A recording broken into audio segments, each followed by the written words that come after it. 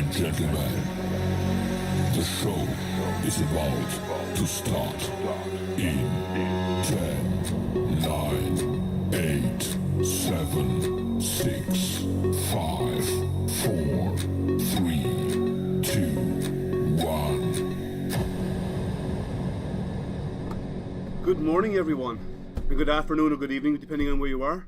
Welcome again to another live unboxing with AstroPrinter. My name is Liam, for those of you who do not know me. Can someone give me some feedback and let me know if the audio and the video is okay? Just like to get some input on if everything's working all okay. If you can, just give me thumbs up, give me the yes, everything sounds good. On chat if you could. Don't want to end up talking to myself here, so can you all hear me?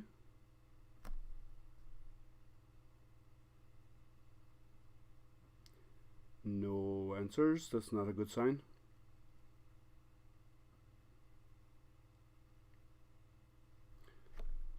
Audio is good. Okay, good. Someone has responded. Excellent.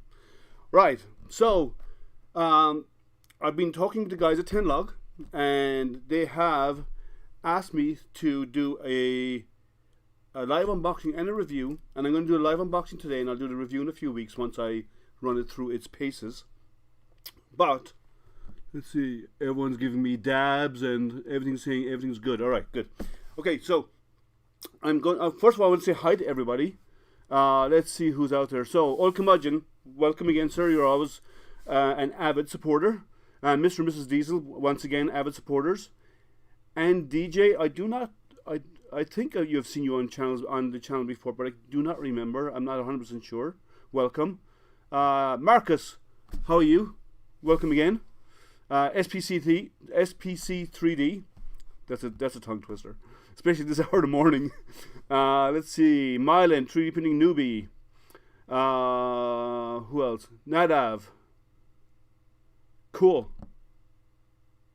Okay, everyone says they can hear me. Everyone says they can see me good. All right. So, Tenlog reached out to me, and we've been talking about doing a review of one of the Tenlog servers.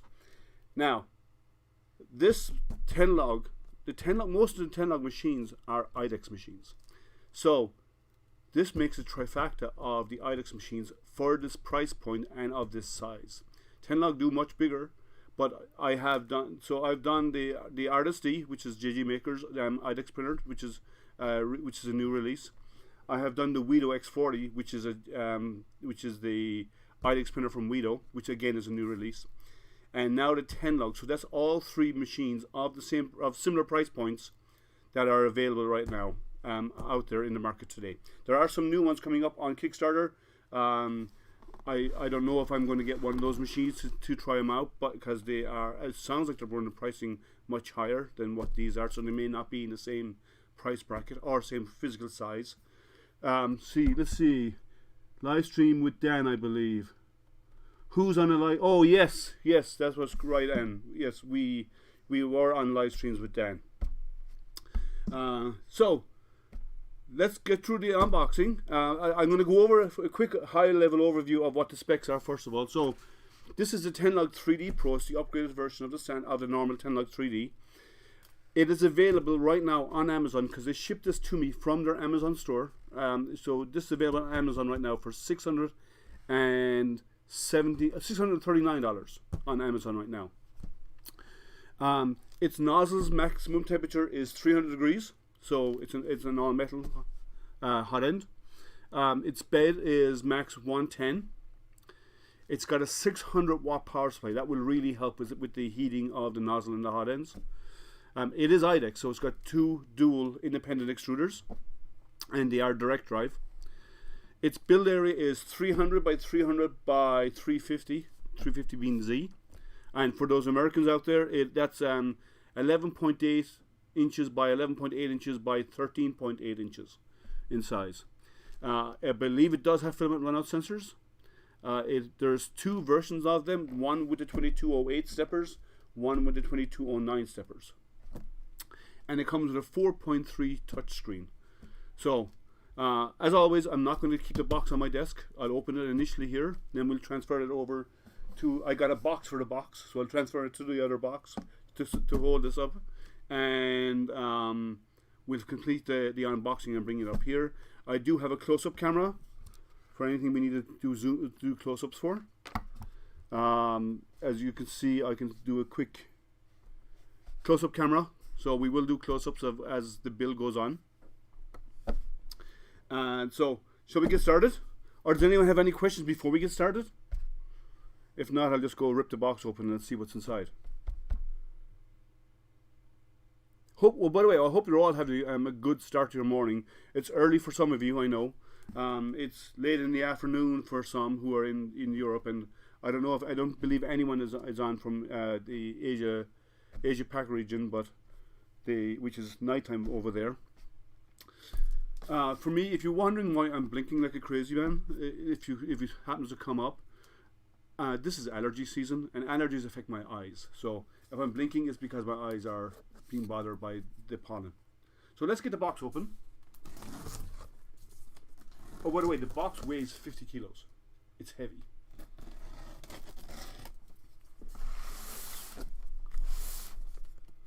It arrived from the Amazon store here in the US, so it didn't have to travel overseas as large bulk, and then didn't have to travel far individually. So let's see what's on the inside. Seems to be well packaged. I just probably knocked something over just there. So top layer of foam of packing.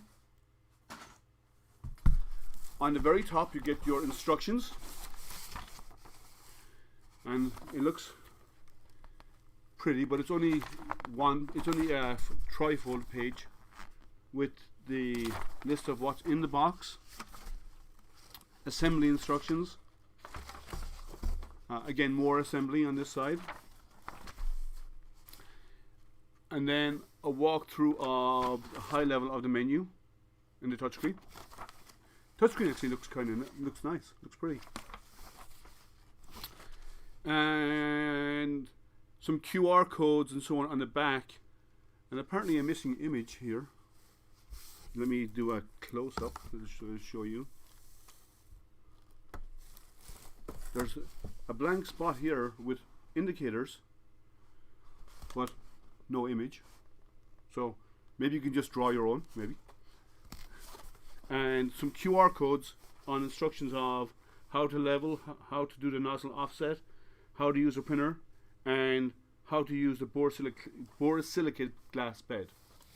So QR codes are always handy. Just leave those instructions aside.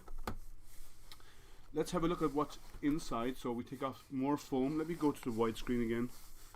Okay, and take off more foam. First, let's go through these boxes. So first box here is some filament, and they're quarter spools. I prefer these, and oh, by the way, I have a real issue with companies who provide this with a printer. Sorry, I have a real problem with that. That's ridiculous. Minimum should be this. Ideally should be a full spool to get people started, but at least this, and I like these. Some V insert to make it pretty. I'll put that aside, I won't do that today. And some grey, so I have a white and a grey filament. I'll put these aside over here. I'll come back to those in a while. And some zip ties, which I'm sure I will need.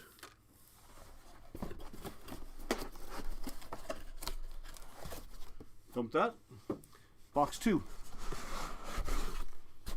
Let's see what's in here. I'm sure it's all the components. Okay. So I don't know if you can see those there, 2 filament runout sensors, and they're transparent, so you can actually see the filament go through it, which is nice. I have a nozzle cleaning setup. I have an SD card, which is a full-size SD card, which I prefer over the micro SDs. I have an extra nozzle, and I have a bit of PTFE tubing, and a USB for the SD card, so I can actually plug it into a computer over USB and add my files to it. So I will need that later. The obligatory level cutters.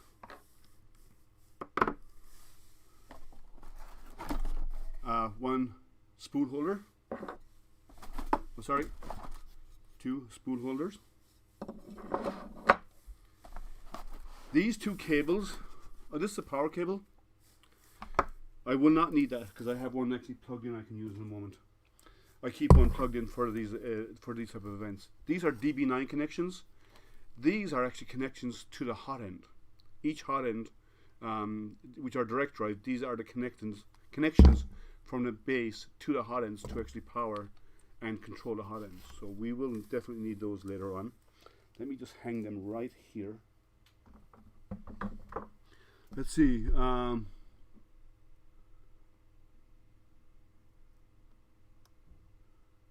Throw them away. Throw what away? Oh, those little spools? Yes, I agree. They're trash. You can just about barely do a calibration cube with this, and that's about all. Then you run out. They don't even if printers give you larger models, you can't even finish them with those. Let's see. Come on, guys. 13 watching and only 5 likes. I agree with you all, curmudgeon. Everybody should like. Everyone should subscribe. Everyone should give that thumbs up. And if you haven't already, ding that bell. So we have some bolts and some T-nuts and some washers that we'll use later for assembly. Again, another piece of PTFE tubing. I'll stick that in here with this one. I'm sure these are for the lead in and lead for each of the extruders, but we'll see. Spatula. Let's see. Does it have an edge? Ooh, that's got a nice little edge in it too. That's good for lifting parts off the glass bed. Screwdrivers, washers, screwdrivers, let's see, hex keys, some small wrenches, all for assembly, and the USB cable, which we will not be using today, so I will leave that in there. I will not be connecting and printing from my computer or AstroPrinter or anything like that. So, another one for the trash. Now, here's where the fun begins. I'm going to actually take this foam out and I'm going to transfer the box over here, but before I do that, I'm going to show you what's inside. Make sure that cable is there. Go back to the close-up camera. So after you take out all the foam, you end up with your x-axis, your x and z-axis here, and this is where the extruders will mount on these two. And we'll go over. Did I show you that? No, there on these. The extruders mount on these. There's one there, and there's one on the other side as well. So these two. So I'm going to move it off the table, and I'm going to come back and set it up on the parts as I take them out. So let me move this off the table. So, all right.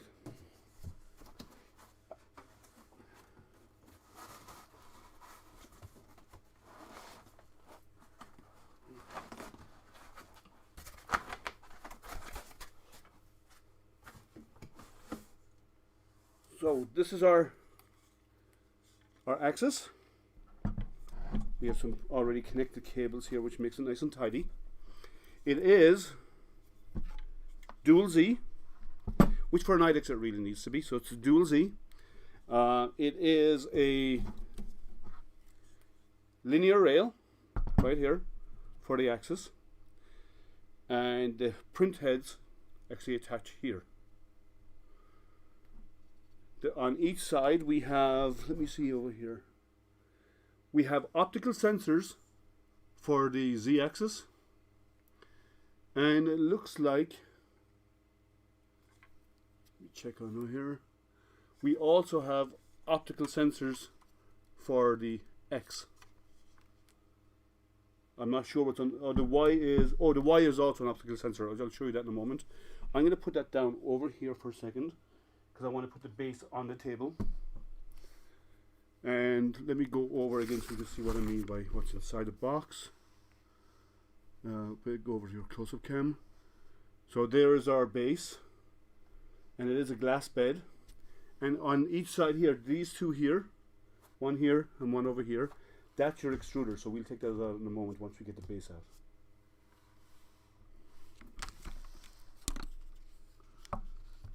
Linear rails. The linear rails are needed actually on IDEX.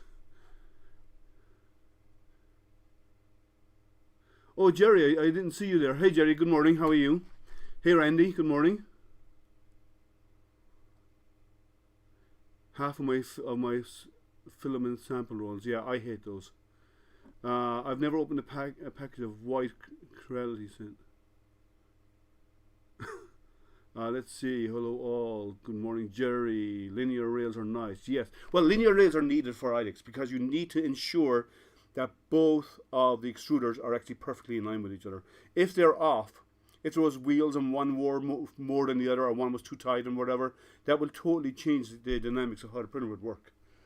So let me dump some. I'm not hiding. I'm over here dumping some of the foam to get into the printer.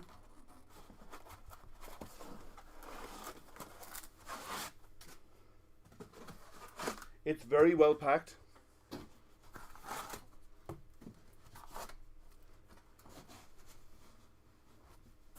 Okay, this is going to be a bit of a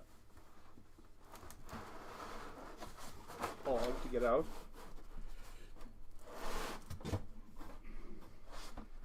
Okay, it's heavy. Okay, so we have a glass bed, borosilicate glass bed that came with this one. It has an optical sensor. Let me do the close-up camera to show you. So we have an optical sensor, and tensioning of the y-axis is done by loosening these 4 bolts, and you can pull the motor forward or backwards to give tension on this belt, but it's good. But we do have optical sensors, not a mechanical sensor, and it is a borosilicate glass bed, and it does have the 4.5 inch or 4.3 inch touchscreen. So it's big and heavy. Now, getting these motors out is a bit of these. You see the way these are well packed in there, which is a good thing. The only way to get these out to make sure they're not damaged is to rip away the. So let me go back to doing that myself. I have to rip out the styrofoam because I do not want to damage the print heads. They are super well packed, and I do not want them to get damaged. So this is the print head. Now it does not use pancake steppers. It uses a full-size stepper controller, and they are marked E1 and E2. There's a reason for that, and I'll explain that in a moment. So there's E1 or E2. Let me go.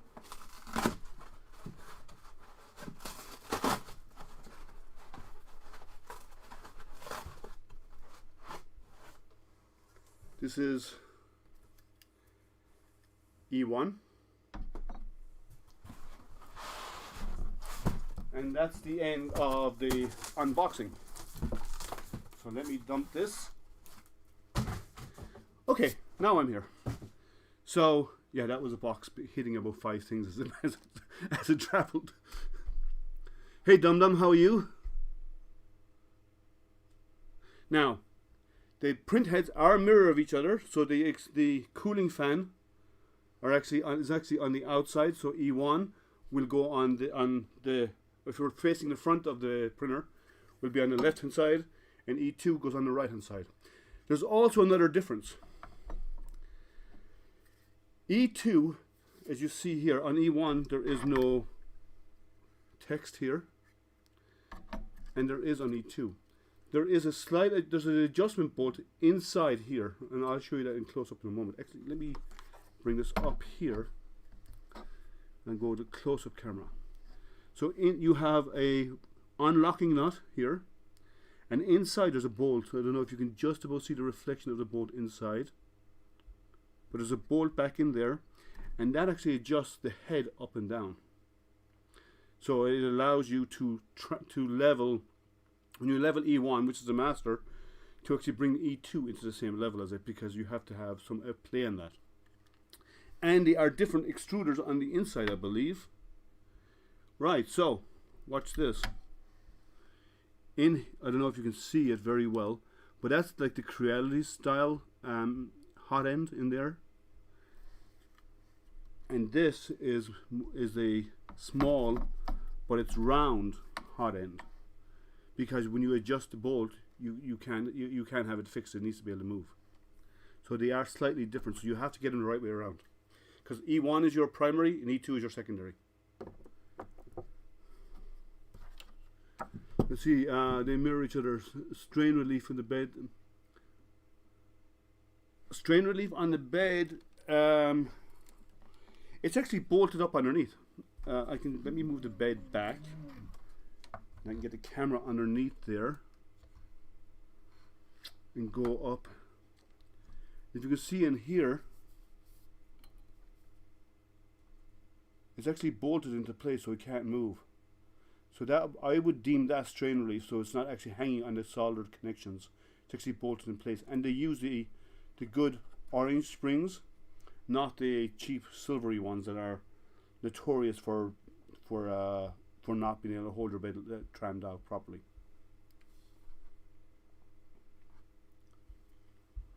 So that's a good thing. No need for a full step or pancake works. I agree. It does make the print head heavy. I haven't heard anything about it causing problems, but it will affect your print speed because the amount of weight you have on there with a full-size stepper will actually add more inertia to the movement of the print heads, and that could end up causing problems when you have to try to print fast. They may say it can print really fast, and if they do, I'd question that somewhat. The reason why is with that amount of weight on the print head, even with linear rails, you are possibly running into problems with that because you will get ringing on your print surface. Let me take these clip bed off. These clips are sliding around and they're scratching the bed a little bit on top. It doesn't matter, but I want to get them out of the way because I do not want to have the bed on there while I'm doing the rest of the assembly. There we go. Captive is good. Yay, springs. Could 3D printers use rack and pinion? For what? You need to explain yourself a bit more, Dum Dum. Hey Gary, how are you? So I like the bed because one side is textured and the other side is smooth, depending on the type of material and the finish you want. PETG I'll print on a smooth surface, always, because I don't want it bonding to this. With glue stick, and then PLA you could just go ahead and print it straight on the textured surface if you wish. Let me put that aside. I don't want that getting damaged. Right, and the adjusters for these are really large, which is really nice. Makes tramming your bed easy.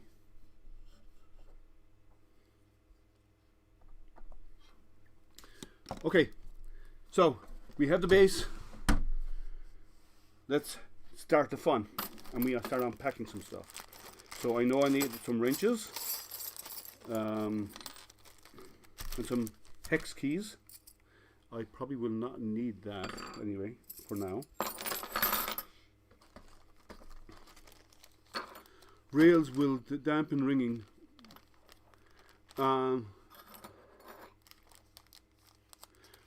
Rails will actually no. The rails will not actually dampen the ringing because, well, they might, depending on how tight the fit is.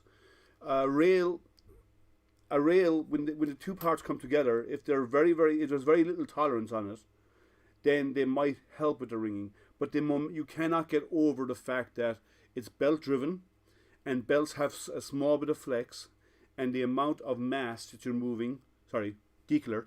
The amount of mass you're moving with that larger stepper is driving at speed, and it has to stop.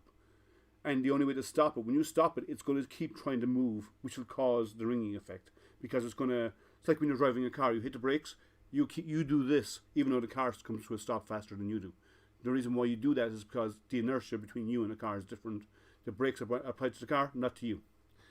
So, same applies to 3D printing, and belts have a bit of flexure on them, so it will allow for that flexure, which causes the ringing. When it's trying to stop quickly, you get a stuttering effect, and that creates the ringing effect.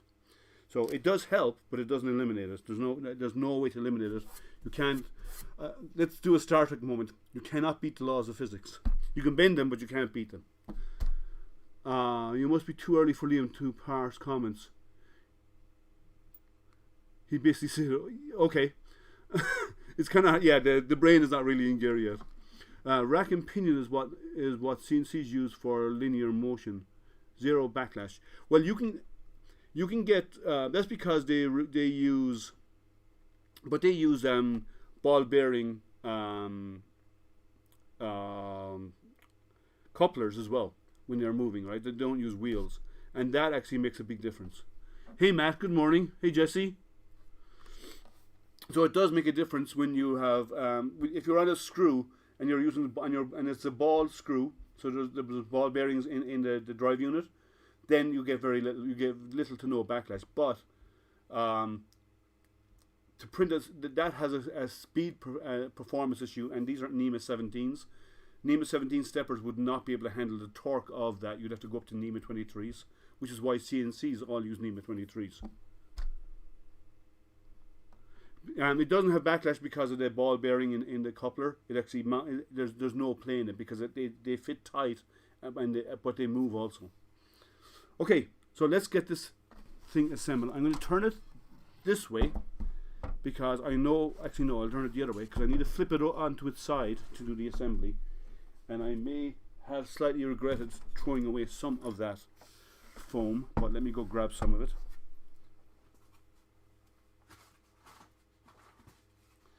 I need a bit of foam just when I tilt it over on its side when I'm printing to assemble.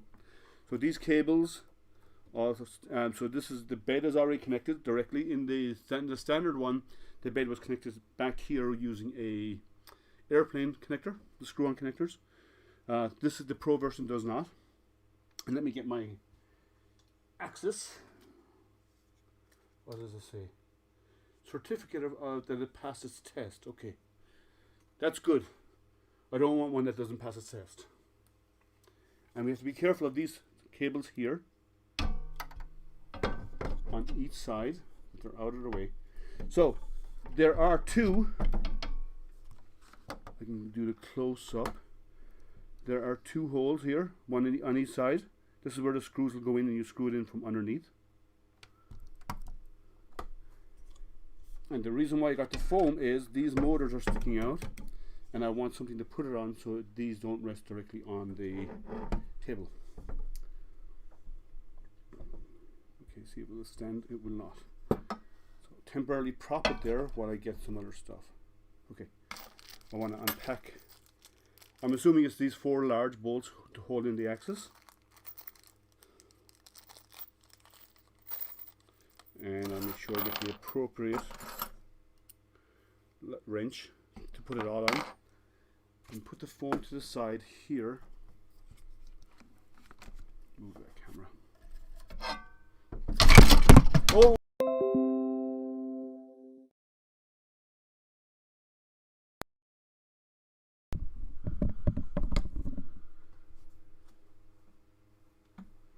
Okay, can you hear me? I knocked over my microphone. I have a desktop microphone here, and I knocked it off the table. So let's try that again without knocking everything over. So we put that here, and I'm going to tilt this up to gain access from the side. Oh, there might be no easy way to do this. Okay.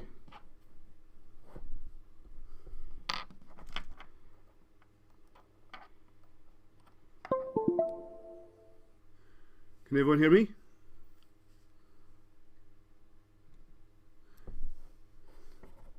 Yeah, I heard a Windows ding too. This is kind of awkward. So let me do one thing. I'm going to wind up the Z-axis,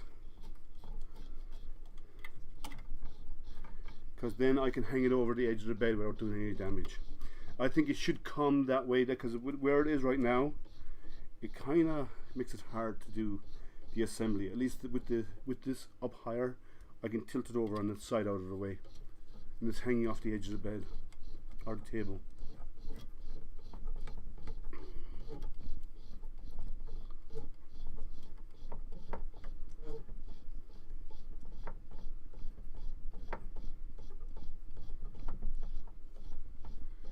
Let's see, while we're doing this, unplug something. Yes, I did. Curse blast. Now, one thing that's interesting to know, this has actually two sensors, one on each of the Z. So even if I bring the Z axis up and it's not straight, it will actually self-level itself, and it'll self-level the Z axis or the X axis gantry, because it actually has two sensors, one on each side. That I like. My video's not smooth. Is the video smooth for everybody else? What do you think, guys? And saying the video's not smooth. Okay. I do not know why. Let's hope we don't run into internet connectivity crashing. It's the last thing we want. Happened on my last stream, if you remember, if those of you who are on remember. So let me move that back here. And now we'll tilt it over on its side by hanging the motors off the edge so they are safe. Okay. Well, safer anyway.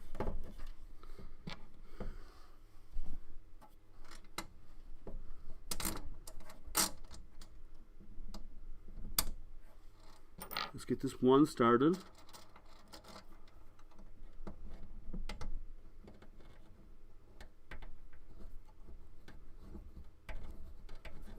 Okay, that's a good start.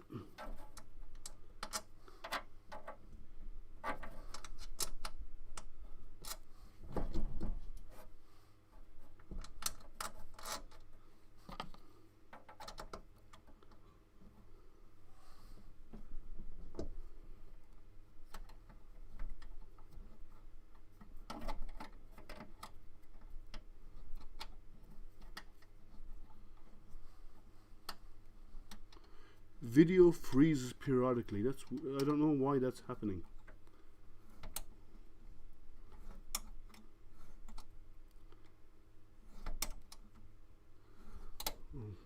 YouTube is having one of its moments again, maybe.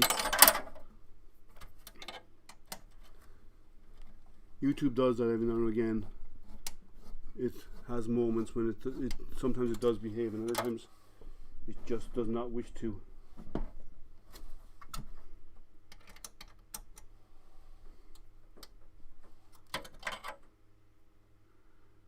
The gantry, well, everything is connected that I can see. It looks like everything is up and running here. Now, I've found one thing: you can't over tighten these. You can't make them really tight because the screws are so deep inside, you can't get the leverage. So this might be an interesting way. Let's get creative. See if this will work. There we go. If at first you don't succeed, use leverage and cheat. Okay, now we have to do the other side. So let's spin this around.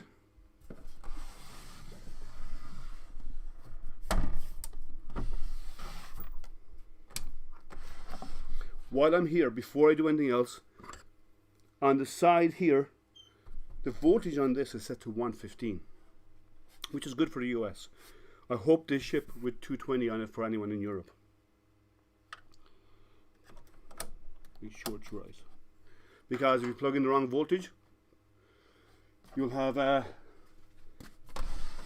smoking party instead of a printing party. So let me get those cables out of the way, tilt it over so we can get the bolts in here.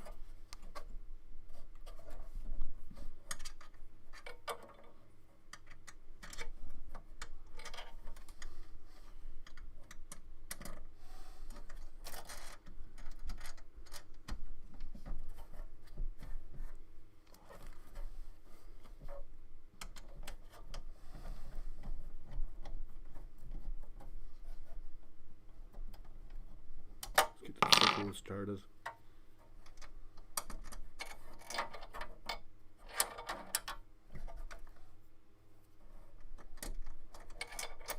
And I'll show you what I mean about tightening down in a moment.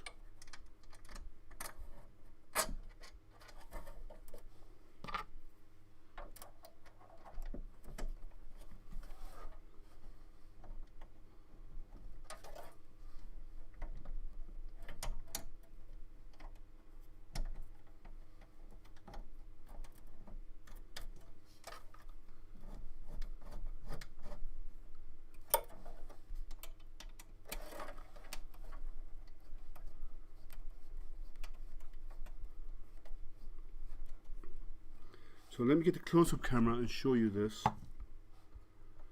So in these, it's really deep inside because it goes right up to the 2040 extrusion underneath the case. The problem is this won't reach it to get tension on it. So you either have to put in longer screws and actually have a frame down here, or they'll have to make these as a large L shape rather than this short connection here to get actually more tension on it. So what I'm doing is I'm using the spool holder to put it to get it in there, and use a spool holder to put this area in here, and it gives a bit of tension, so when it turns I have some torque, because as it is there is none. And there's no way to get it tight if you don't do this. You just woke up, Jerry? Yeah, well, you're in Vegas, so there's a 3-hour time difference between us. Okay. Now, let's go to doing the cabling on the outside and the base, and then we'll move up to doing the extruders. So I'm going to go over to our close-up camera again, right here.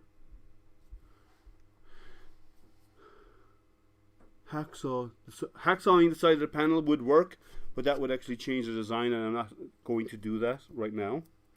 So I'll untangle these cables. So this is our runout sensor.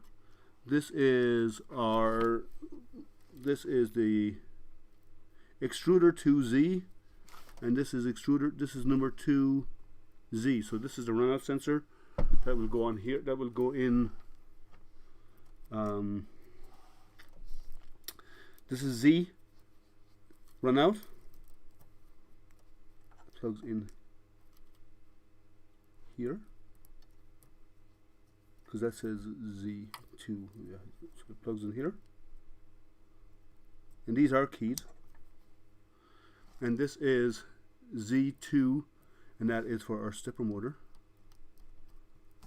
And then we have this long cable, which I'll get to in a moment. Actually, I can show you in the large screen. This long cable has X2 and X2 in the black one. Again, it's keyed, and it's for your end stop, and then this is for your extruder motor. Oh. Come on. There you go. So let's throw away that foam. We don't need that again, I hope. I'm just going to do the same setup on the opposite side. So, runout sensor plugged in, and the stepper motor. These cables are nice and tidy. I like this. It's nice and tidy. But we have a wrapped up cable in here, which is for our other Z. So we have another runout sensor and stepper motor. Done. So let me cut this off because I don't need that. And our next thing we're going to do is we're going to put on our extruders. So actually, let's do our filament sensors first, our filament holders. And they screw in and they hang on the back here. So we have some 2-in-1 close. That one. So we have some little T-nuts, some washers, some bolts, and we have some washers. And there's 4 of these, and there's so I'm assuming it is for this, because I need 8 screws to mount this, because there's 4 holes in the back of this to be mounted, and we'll show you that in a moment. So let's open these up and we'll get our filament holders set up. Now I want to do one thing before I do so. I want to see which way on E1, because that mounts here. So I need to mount the spool holder actually to the front, I think, because if I mount it to the rear, the filament will have to come in underneath here. It'll be awkward, like this. So I'm going to mount it that way. Does everyone agree? Anyone disagree?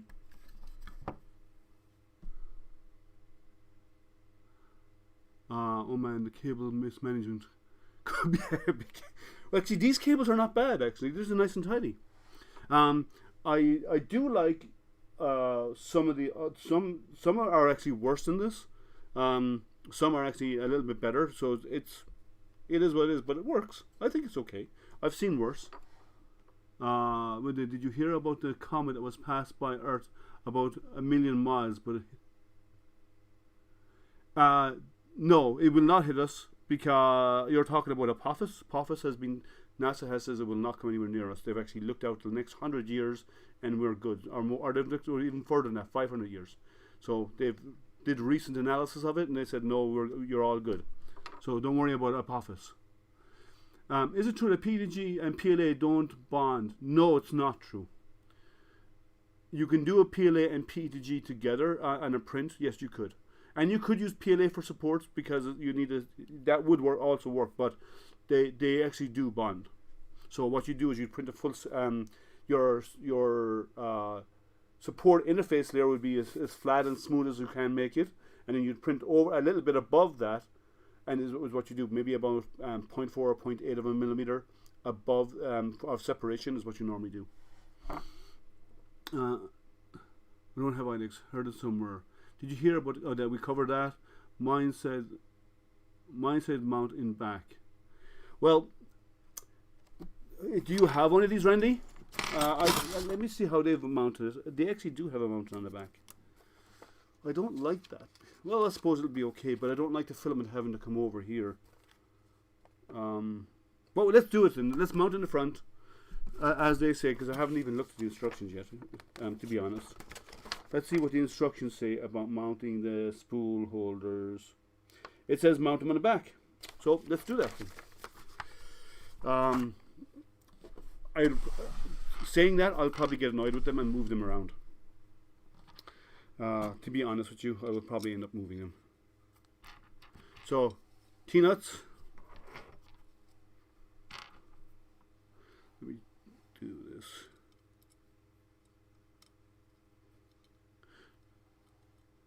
So, Randy, you said, do you have one of these? And if so, tell us what you think of it. Oh, you got it just this week. Just finished my first test print. And how did it go?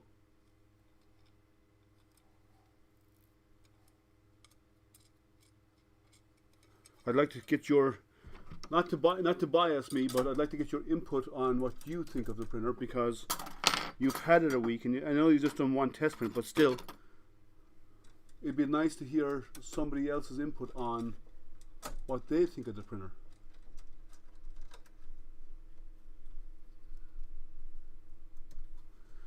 I also heard that the Sharpie can prevent bonding. Yeah, I've heard that too. I've never used it, but yes, you can. If you really have problems with bonding like that and you want to prevent it, and especially if you have an IDEX, you could do normal supports, which are material, but a lot of people are worried about PVA being expensive, and it is.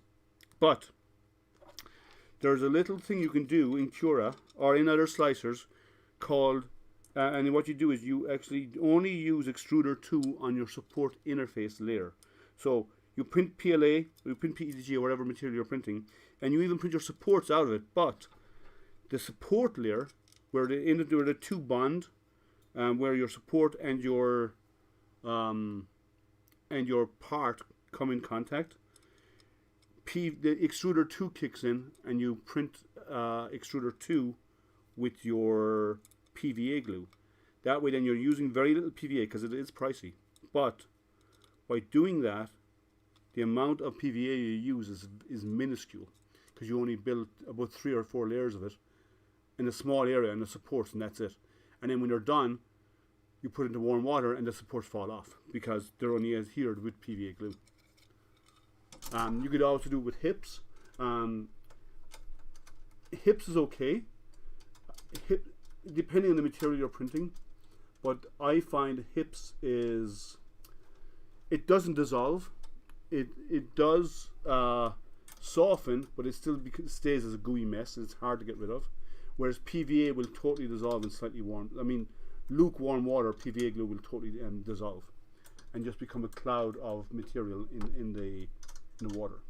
So I prefer PVA over anything else, but it would depend on the material. So Randy, you like it so far? That's good. Let me see what else. I would like to use PVA interface then. Yeah, that's what I would recommend. And a lot, we see people talking about their. Let me go back to full screen. You see people talking about their printers and they use all of this PVA support or hip support. Hips is expensive. It's $60 a spool or more. Or the same for PVA. It's really expensive. Why waste all that money when you can just do the support interface and that's it? And then when you go off, and then when you're finished your print, just slightly warm water and you dissolve that interface and it comes off and you have a perfectly smooth finish. So you're creating a roof of PVA, printing on it, and then the PVA just dissolves. That's the way I'd go. And they do 100% finish, 100%, no, just individual lines. I'd actually do the interface layer as a perfectly smooth top. Let me see. Just a week, just finished my first print. Let me see. It seems strange to me but I went with the instructions. It works okay. The test came out good, and at least I know that the print heads are set properly. Okay. So far, he likes it a lot. That's good, Randy. Let's see what Randy. What I was just saying. The issue would be to improve the surface finish above the supports. Correct. And that's what the support interface does by making that as solid as possible. I've used the glue stick. Pause the print. That can work, but if you have lots of supports and they're staggered, that's a lot of work. It's easier. It's better if you have something like this where you can actually do the interface and be done with it. And the machine does it for you. You don't actually have to do all that work. They have to be in there and gluing stuff and retouching it all up. It just becomes painful.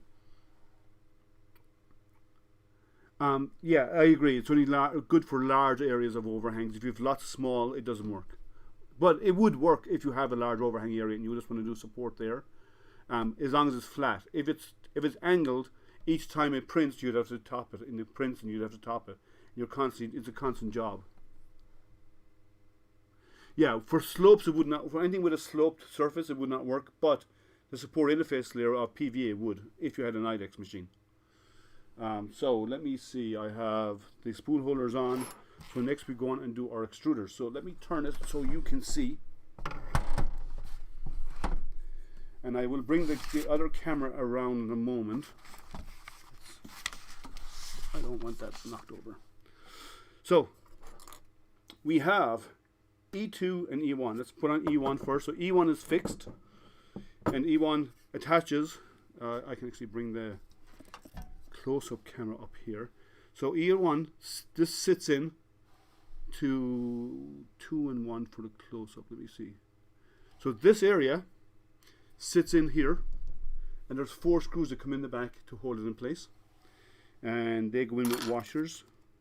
There's these little screws here, and the same happens for over here. So we need to move those out to gain access to them. I know I'm supposed to use washers in these, but I don't bother because I know I'm going to end up moving it because the filament input is on top here, and because it's there, going to be mounted like this. So I want my filament to be over that, not behind it and being strained. It's better, there's less strain on the material, and therefore you have less chance of the material getting jammed and pulling on the heads. That's my opinion, and my opinion in $5 will get you bad coffee, so it's your choice. So let's find the right size. I believe it's the next size down. Nope. Okay. So what happens is 4 screws go in the back. Oh, that's me dropping everything again. 4 screws go in here. Can you see that? No, you can't. Okay, got it. Cable won't reach. Go back to full screen. So, 4 screws go in the back. This mounts on the front. And this little cable here is actually for your filament runout sensor.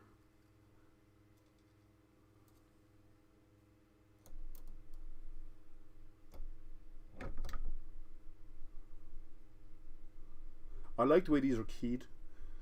So they're fixed. There is a bit of play in it, but not a lot.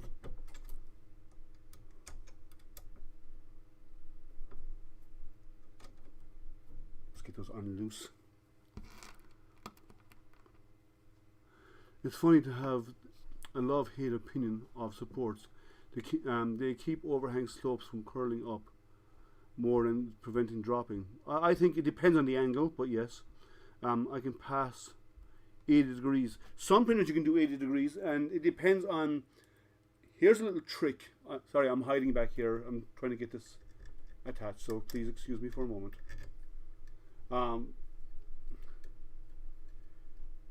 I found a little trick, and I don't know, like, I'm sure it's pretty common out there. But if you print the walls first, what you'll find is that your overhangs have a higher chance of failing because there's nothing on the inside for it to stick to. Whereas if you print the infill and so on first, and you can choose that option in your slicer, well, in most slicers, then when you put on the outer layers, they normally starts on the inside, works out. And if you do that, now your walls have something to stick to as they're laid down. So your outer wall actually gets a better adherence. It adheres to the inner walls, and you get a better wall finish, and you have less chance of it failing. So you can achieve higher angles. Let me tighten these up. The belts get in the way a little bit when it comes to tightening. It's not too bad.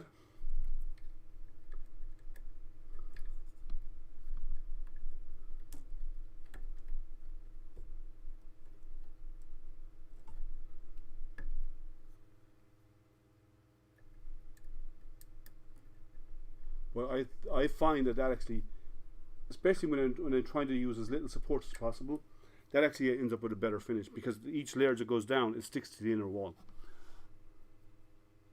I have the dropsies today.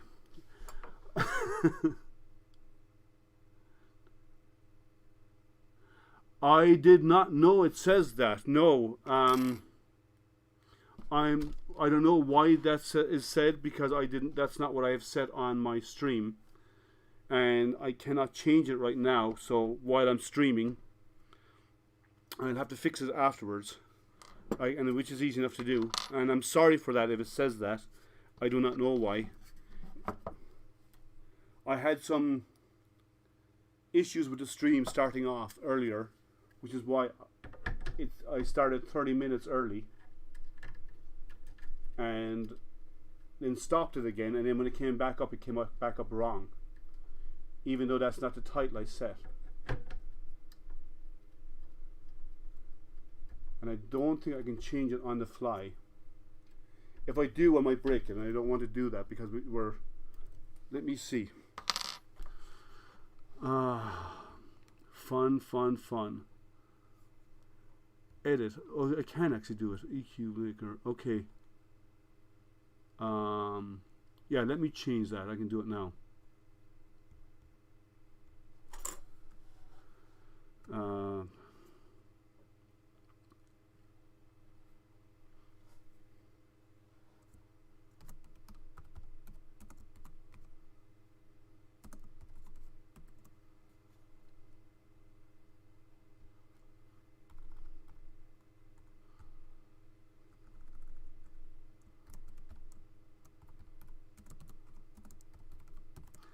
Okay, I didn't know that was there if I've saved. Let me know if it has updated. I hope it has. That's annoying.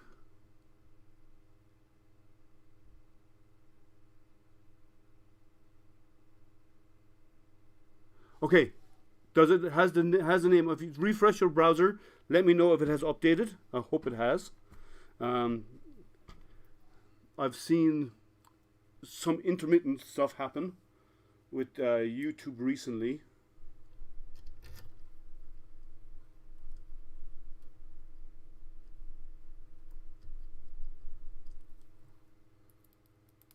Get these started.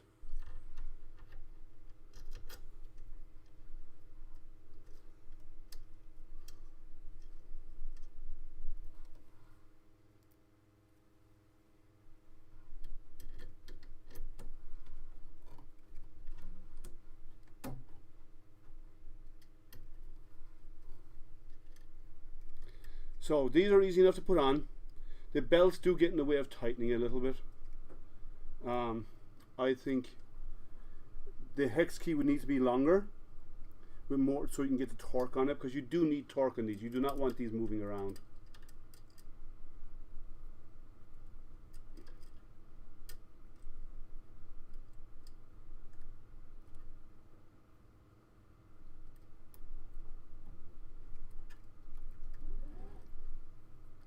Just getting these tightened in.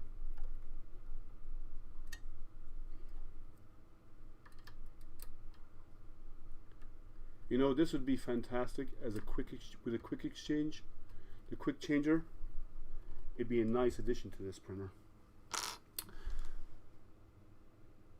All is good now. Description is good. Okay, that sucks. Okay, what did Jerry? My stream started 13 minutes late yesterday. I deleted it and uploaded a copy, so I lost all my views. Oh, that sucks. Everybody, go out, find Jerry's page, go watch it even for a second or whatever. And hit the thumbs up on his channel, please, because he lost it all, and there was a lot of people on it last night because they're talking about the robots. Okay, so let's see what else we have. We have our extruders attached. Now, they're filament sensors, and I'm going to show you this close up. They're filament sensors. One, I like that you can see through them, so you can see the filament as it goes in. That's a good thing. There's one thing missing. These filament sensors attach on, and they attach to this cable, and they just float there. They're not attached to anything. Now, I know there's a cable going to come out of here to go to the extruders, to power the extruders. So would it not have made sense to make a little attachment to that so it clips onto that cable? Simple, a little mod. I think that's what it needs. It's an easy mod to make a little bracket to hold this, and then so that clips onto the extruder. So we have directions. It's directional, so let's make sure we have this in right. And that one goes on. So the filament goes on through this into the extruder. Let's go back to the main screen now. One more thing we need to do, because the assembly is pretty much done, is the main cables, which I store down here for later. Now, these are heavy cables. They're basically DB9 VGA cables. So that's all they are. They do secure well because they screw on. So I'm going to bring this, let me bring this back down again. Oh, okay. That's very loose. Maybe it's supposed to be that way. Let's see. Let me see here. What was his name? Randy. On your Z-axis, I'd like to get your input on this. On your Z-axis, was the couplers for the Z-axis where the Z rod goes through? Are they very, very, very loose? Mine are super loose. It's supposed to be some play in it, but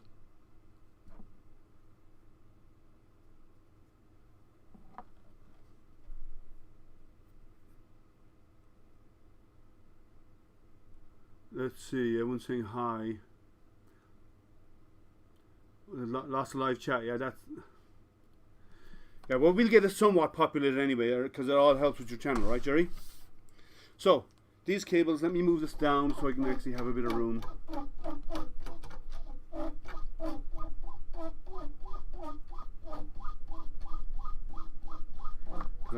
They have a bit of space, so you can see what's going on top. So let me show you what I was talking about them being loose. Let me move this so I don't topple everything on the floor again.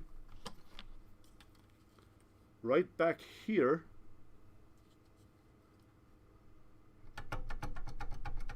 and there's no rubber grommets in there, it just moves. Same for the other side. So let me know if they're the same on yours, please, on the one that you have, that you got last week. So the cables are simple enough.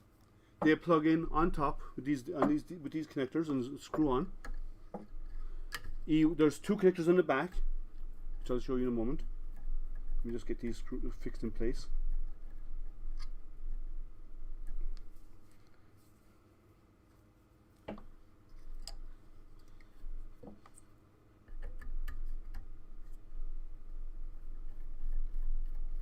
It's like screwing in your TV monitor, on your computer. Same type of connections. Just basic DB9s. Now, on the back of the printer,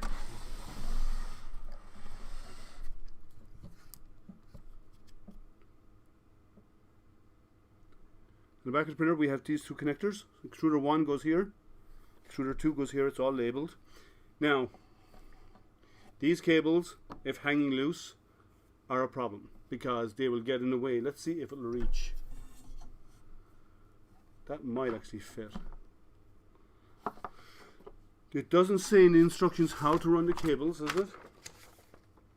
Okay, they loop them over the top. Okay.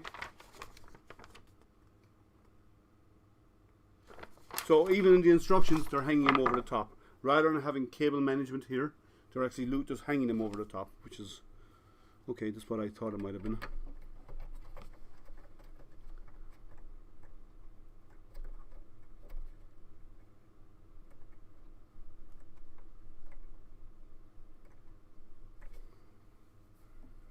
And do the same over here.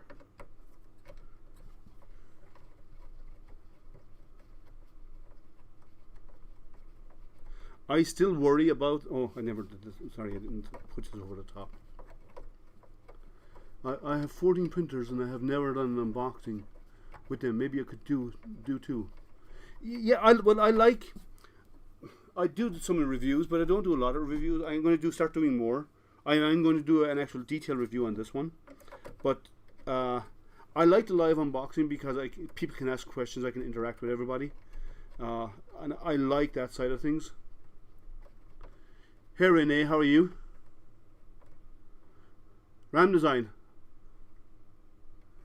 Yeah, you caught the live stream, but you also come onto my Hangouts as well. So, done. The printer is pretty much a beast, but it's done.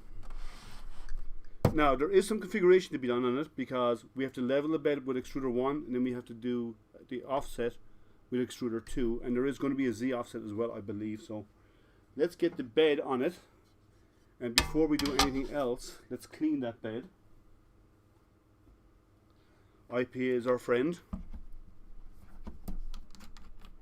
Oh, do I have one that's already open? I think I do.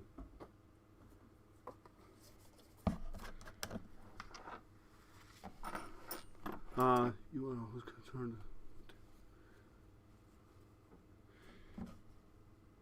Yeah, I'm still. I'm not sure I like this. It'll work, but I'm not sure I will actually love that. I'll just reattach that. I didn't have it clipped in right. I'm just clean off this bed.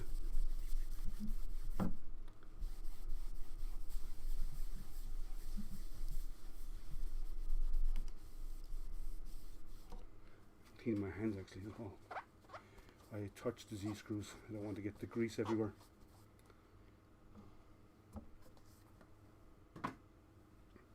So let's get this reattached because it clips in here. I didn't plug it in all the way, apparently. So I'm not sure I like the way these hang. Because the filming goes into it as such, down through here and out. There is an arrow on it to indicate the direction. This would be so much, I think this would be so much nicer. It was a little clip made, and this clipped on here. And then the filament ran down through that into the extruder. As I said, my opinion on $5 to get your coffee, but that's one of the first mods that I'm going to be doing to this printer. It's fixing that. I don't like it. Personally, it's just, I think it's too prone to failure. It's too prone to the cables being pulled around and getting damaged if you just leave them hanging. If they're clipped on, the problem goes away. You could just zip tie it on, but I'd rather a proper clip so it actually clipped over the cable properly. Or even 2 screws here to hold it in place to affix it. There are screw holes there, but there's no mounting for that, so it should be an easy enough mod to do. Let's see what else other questions before I move on. Yeah, I like the unboxing videos myself. Yeah, I know the loose ones help prevent zero wobble. If the Z nuts are tight, yeah, they shouldn't be tight, but there should be a little bit of play in them. These are very, very, very loose, and there's normally little rubber grommets in there, so it has the play, but it doesn't rattle and make noise, but it does have the ability to move. I purchased a house, so I'm packing all my things into the. Oh well, congratulations on the new home. Getting a new home is always interesting. It's always busy time as well because you have to pack and move and reset everything up, and I've been there too many times because I've not only moved within the US, but I've also moved many times internationally, so it's a lot of work.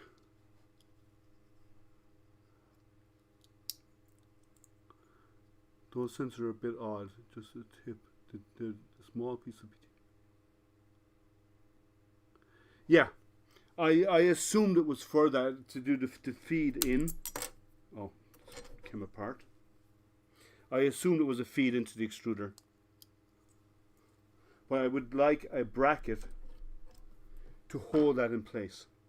Did I miss a clip somewhere? There we go. I just would like to have that mounted.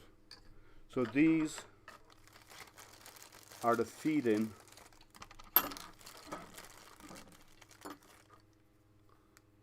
from this, but it doesn't really fit in anywhere. So I understand where it's supposed to go, but one, the cable isn't long enough for it to reach it, barely. No, it's not long enough. I have to cut it small. So I won't use this right now, and I will, but I'm going to make a mod for that. I just don't like the way it hangs there. It just bothers me. I don't like that idea, but we all have our own preferences. Rubber grommets must be a new thing. No, actually, I had them on a couple of my printers. My NR5 Plus has it. A few other printers that I have actually have the grommets in there, and it actually removes any noise of the Z-axis wobbling when you're moving up and down quickly on Z. It actually removes the noise, the knocking sound. Hopefully, my last time, unless I move to a bigger house. It doesn't hold a sensor. It only holds a sensor when there's already filament in there. And if it was mounted in there, it would be, and then it mounted into the extruder arm, it'd be a lot easier. But it is what it is. I'll use it as is for now, but I will eventually, I will probably change it. I will mod it. Okay, so let's check. I think we're ready. We have everything powered on. So let me double check my voltage, because I do not want to have a smoking session. And it's set at 115. My power is in the back corner, is off.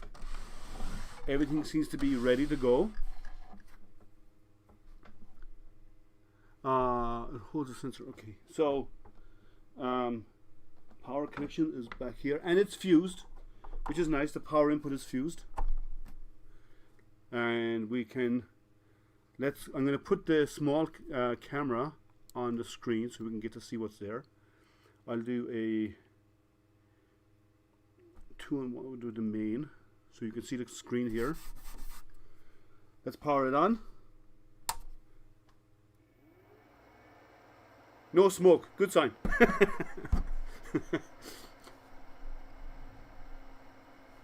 So, that's a nice looking screen actually. It's pretty. So we have extruder 1 and 2 temperature, we have bed, we have XYZ position, we have fan speed, and even over here it tells me that it's blinking, that extruder 1 is one that's blinking, so it's on this one. If I touch that, it doesn't allow me to change it here. It's just indicator. That's cool. So you can do. Then you have your modes. You can change the mode by clicking here to dual material, which is each of the extruder heads has different material, different colors, different material types. Duplication mode, which is where you have they both print on the print bed in duplication mode side by side, so you can get two parts for the same time as one, which actually speeds up, especially if you're doing a lot of small components, Jerry, such as the part you're doing for the droid right now. If you did the 2-in-1, the duplication mode, you set up half your bed, but both nozzles print, so you end up with a full bed of parts. And the mirror mode, obviously, there's a duplicate copy, a mirror copy of the item that you're trying to print. So we leave it in dual material mode. Let's go into our tools and see what's in there. So we have leveling, we have move axis, we have temperature, we have return, we have release. Okay, we have nozzle 1. It's set to use nozzle 1 right now. You can click on that button to change it over to extruder 2. Print from NEZ. That I'd like to explore a bit more. And then we have loading filament. And let's go back into the other menu. And then we have the settings. We have all of our settings, which we can change just by clicking them. And if we click on them, we can type in new setting. I'm assuming. So that's set. Let's say X episode 80. If I click here, yeah. So it was at 80. Do back. Oh, escape. And so we have actually changed those. Even our Z steps and our E steps all can be done here. Now, the E steps and fan 2. There's only one E step. I'm wondering, in the firmware, can I activate? Can I do separate E steps for them? That will be interesting to find out later on. It only smokes outside the US. That's true. Most companies ship them at 220 or 240 on the switch, because no matter where it goes in the world, it's safe. And the instructions tell you to change the switch over to 115 or 120 if you're, or 110 if you're in the US. But they've actually set it here, so you don't have to flick that switch. So if it was set wrong and you got it in Europe and you plugged it in, you fried your board. So it all depends on. That's why most companies actually do set it at 220 or 230, depending on the power supply. The fan is not that bad. There is a fan. This has silent steppers. A lot of people complain about the fan noise, and you can replace them, but most of the fan is actually going to be air pressure. I find. I don't think it's actually going to be a noisy fan. We could always, like, at some point I'll take the fan out and run it out of the container, and my guess is it's probably a lot quieter when it's not mounted. It's probably air pressure what's creating that noise. Yeah, I do. Well, I don't know if there's a second E step. Econ mode is. I wonder if that's on or off.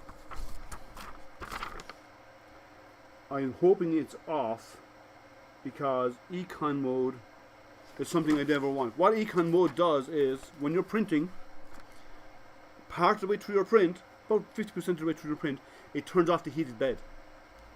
Now, sounds like a great idea for saving energy. It's an atrocious idea and no printer should ever have this. It's an atrocious idea for 3D printing, because when your bed cools, you get part separation. You get part separation from the bed because of the bed shrinking a little bit when it cools down. You've just lost your whole print. So, Econ mode, really bad. Now, if it was Econ mode when the job finished, it powered the system off or something, that's fine. But it doesn't. It actually shuts down the bed, the heating of the bed, because that uses the most energy. I put a Nocturus on my board. Yeah. So, and the Noctura are actually a really quite really quite the fan. So, but there is concern about the Noctura, about not only about it, even though it's quiet, people are concerned that it doesn't throughput enough BTUs of air, and because it's not pushing enough air, you may run into cooling issues as well. So, make sure you slightly overdo the Noctura for what you have, because that way then you're guaranteed you're maintaining the airflow that's similar. But be careful. Look at the BTUs, the amount of air it's pushing when you're choosing your Noctura. It's not smart for power saving. You only save about 18 cents a day. I would say you're probably right. So first thing we're going to do, we're going to go to Tools, and I'm going to move this back here so I can get my hand in there. And we're going to go to, oh, that's very colorful. So this is the home. So we have our X, moving X1, moving X2, moving Z up and down, moving Y, moving extruder 1 and 2. I'm assuming these are probably offsets. So let's home everything. And we'll move that out of the way here for now.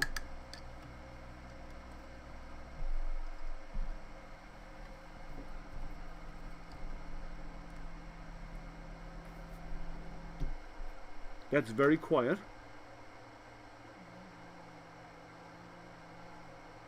I can hear a little bit of vibration. Yeah, sorry, not BTU, CFM, correct, is the right term, yeah.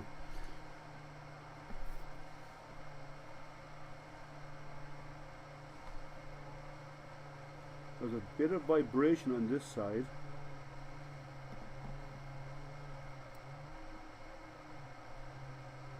This is slightly off. It's okay. This side, the extruder 1, this the zipper over here, is vibrating.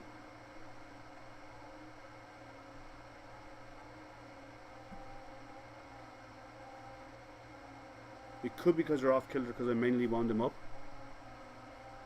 Can you hear that?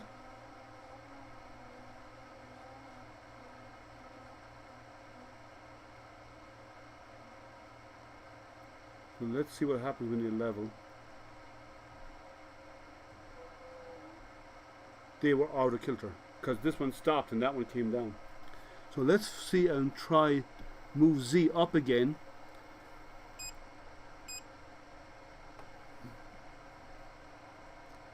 And let's see when it comes back down if it vibrates again, because there was, I think it's because they're out of kilter. So let's go up a bit higher. No, it's still doing it. There's some form of strain going on here. I'll continue, but there is a little bit of strain on this side.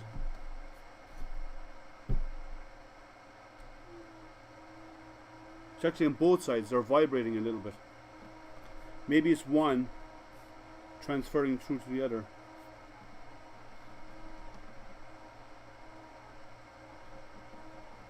I'm not sure where that's coming from. I'll have to investigate that.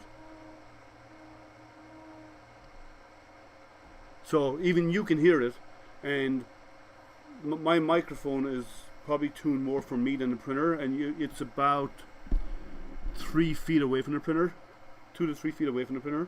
So it's not just me. That's okay. So the first thing I need to do then, I'm going to level the bed with extruder 1. So I'm going to make sure first of all I'm on.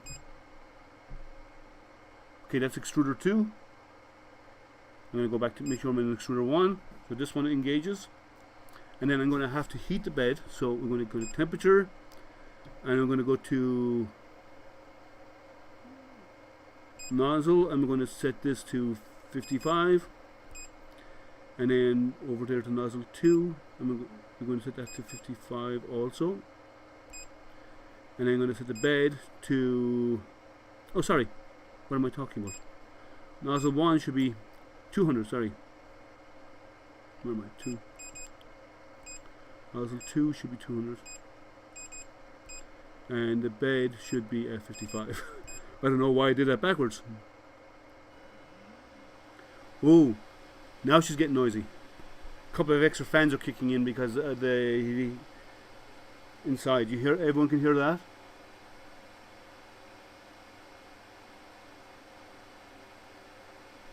So the fan, again, it's fans. It's not. It's the cooling fans here.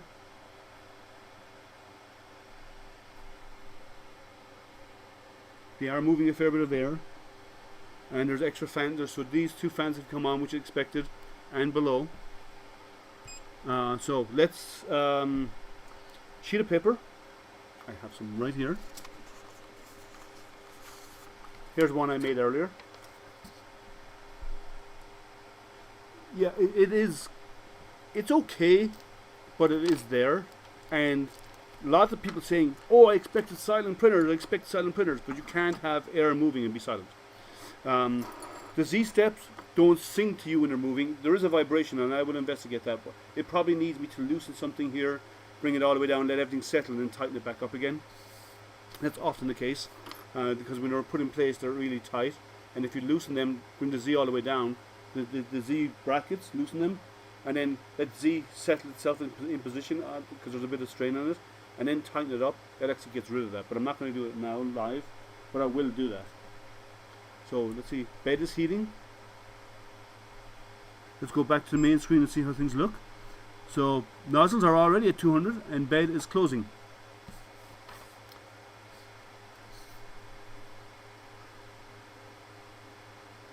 Nozzles got there really fast.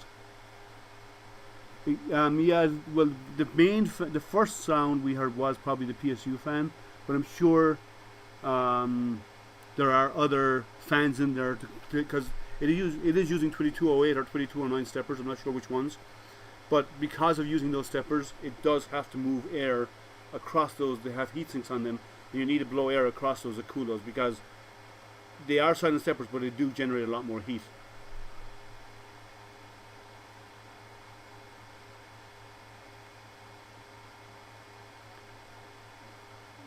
Board enclosure. Okay, so let's see. We're close enough.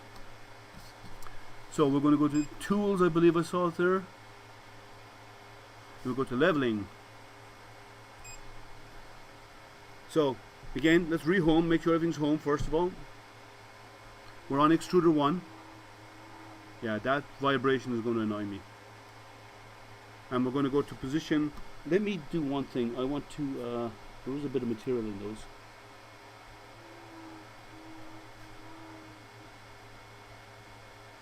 Okay. I want to tighten these down a little bit.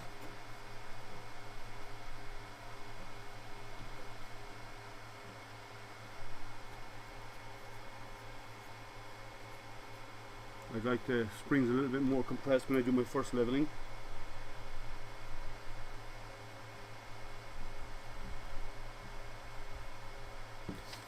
So let's go to position 1. So we've got lots of room there. Make sure we have.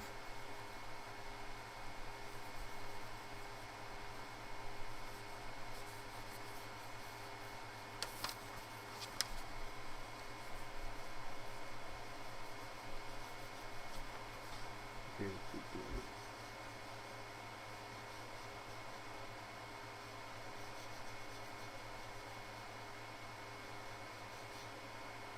Position 2.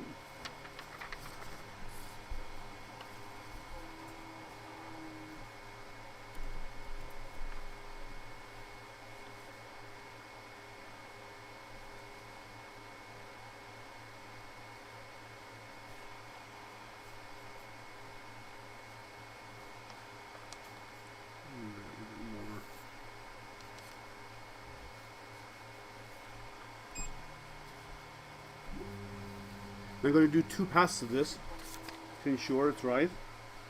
We never get it right first time.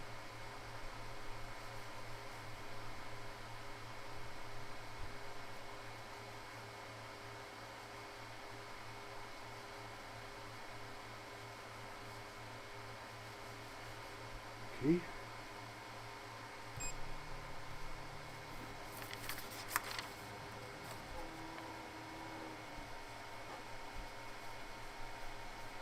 Always tram the bed. We know we use the term leveling, but it's wrong. Always tram your bed when you're hot end and everything is hot at print temperature. Don't do it cold. I would say for a first time using the printer, you could do it cold to get close enough, but make sure you leave a good bit of a gap, because once they heat up, they will actually could come in contact and cause problems.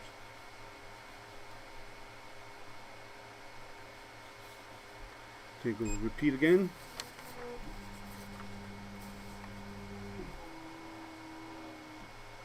That's too tight already.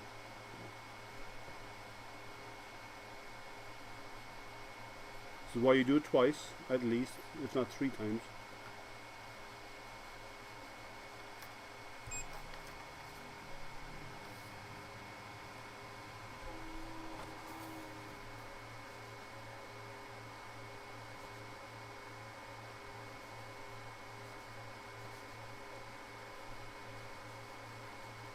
Are you able to, okay, there's a question there, let's see.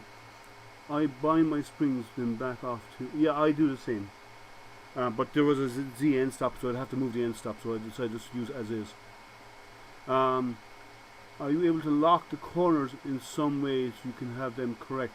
No, because they're on springs, so every time you move the device, every time you move a part or take a part off or take the build plate off, it's going to be slightly different.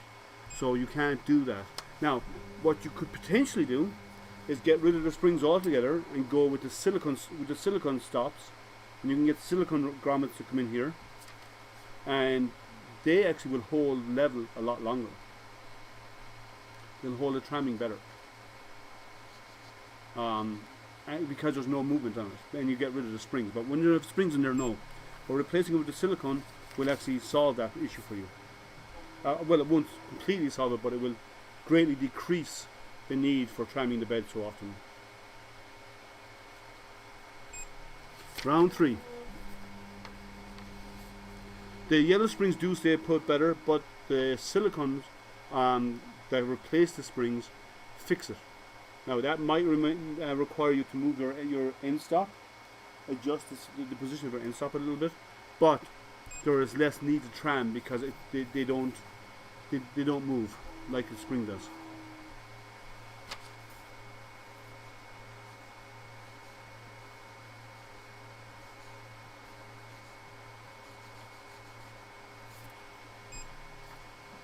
So we'll do 3 rounds and see how it goes.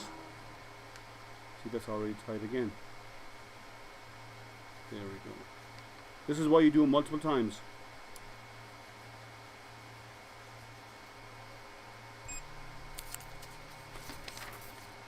Now we have to do this again in a moment. We'll do it for Extruder 2.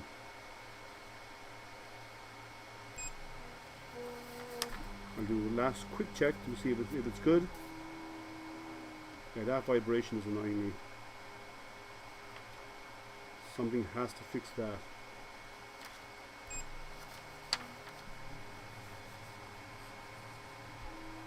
Well, if you don't, the streams are there. If not, and you can always jump onto the Facebook groups and ask questions. Is anyone out here not by the way, guys, with the amount of you that are out there, please like, subscribe, and hit that thumbs up and ding the bell, please, because it helps with the channel. All those thumbs up actually really help a lot. That's part of the main algorithm that YouTube uses to decide on the rankings.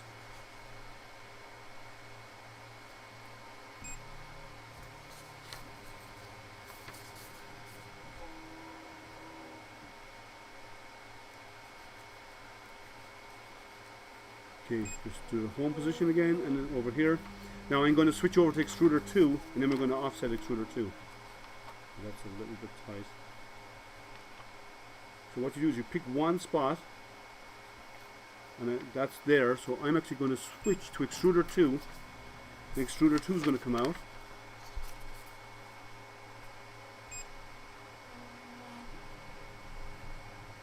To this position. Now, it's actually quite good. I don't know if I want to adjust it. I might adjust it a little bit, but not by much. So, to adjust Extruder 2, I put this key in here and I loosen this bolt, if it'll let me loosen it.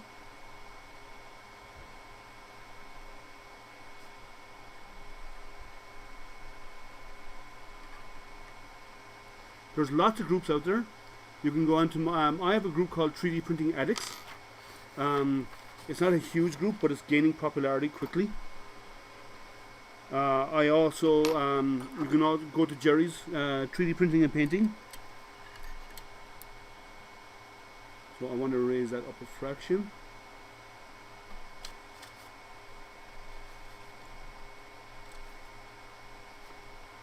See, I like this method of tramming the bed, of tramming the two extruders. And then I tighten this up.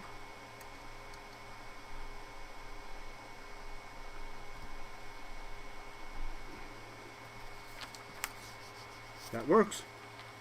Let's home both extruders. And the next thing we're going to do is put in filament. So let's, the filament they provided was white and grey, so let's try out their white and their grey.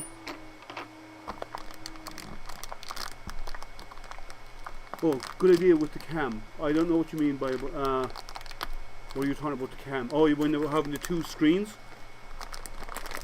Is it? I'm not sure what you're referring to. So, let's get some filament. Trash. So, which side do you want which side do you want the white or the grey? I suppose it doesn't matter, but I'd like you can decide. These are white packs. What do you think about the finish of the printer? Overall, it's well built. I can't complain about it. It's strong, it's sturdy. There is a vibration there which I'll have to investigate, but it's probably nothing much. These, I'm worried about these impacting a print. When you're printing in the Z and the bed is moving, I suppose it's not going to be much of a problem when the bed moves forward, but still, these I'm unsure of. We'll see over time, because as your Z goes up, or as your x-axis moves up in Z, these get more and more slack, and if you're printing a large part, these are going to impact your part, which could potentially pull the part off the bed. I think I would prefer, and I'll probably do this, I'll have to print a mod for it, but take those and lead them around the outside and mount them on Z, so they come off the extruder as a loop here, and then mount it here on the back. That way then when this moves, it's got room to move, but the cable is leading away from the bed. That's probably what I would do. If it was my design. So which side do you want? Oh, you want to see the springs? Sure. So these are the orange springs that come, and they're better than the silver ones. They're a flat spring, they're actually stronger. But you can get silicone inserts that go in and replace those, so you don't have to tram the bed as much. You put them in, you compress them a little bit, and they become you don't have to tram as often. So it does help. I'll put this back to the screen. I like the camera on the screen as we do stuff. So which side do you want a white, which side do you want a grey? It's kind of like a silvery, a dark silvery grey maybe. So, which side? Anybody have any suggestions or recommendations? You should go, Rene, you should go check out the 3D printing IDEX. There's a lot of experienced printers on there. Also Jerry's 3D printing and painting channel and group. There's a lot of experienced printers out there as well on those groups. There's lots of them. Find one with lots of users on it. Or the 3D printing IDEX is not a huge amount of users, but those who are out there are very experienced. We call it a 3D printing IDEX because they all have multiple printers. I'm the owner of that group, so if you want to reach out, if you want to come out and join that group, feel free to. The left is white, the right is grey. Orange, yellow. I don't have orange. Well, I have orange and yellow, but it didn't come with it, so I only do what comes with it. Grey on the right. Everyone's saying it's grey on the right. I already requested to join those channels. Well, I don't think you did, because I would have approved you, unless you just did it just now. And if that's the case, I'll approve you when I'm done here. I'm the owner of that group. So, grey on the right, everyone is saying. So grey goes on the right, and let's get the filament sensor.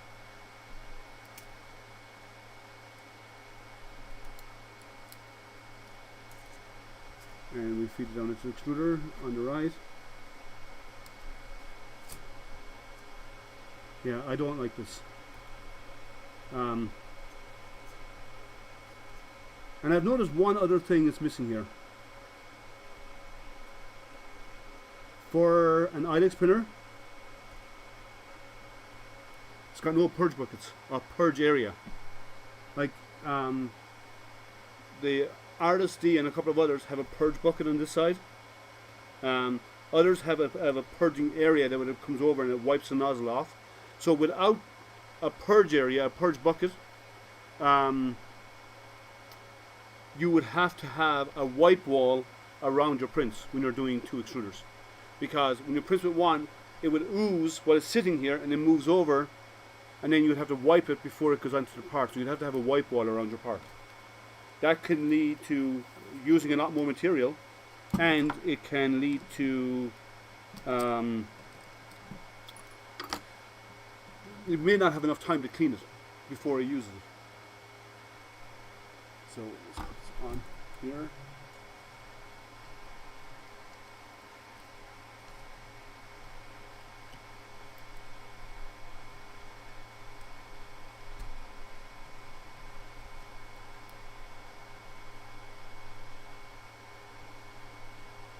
Okay, see here it's oozing.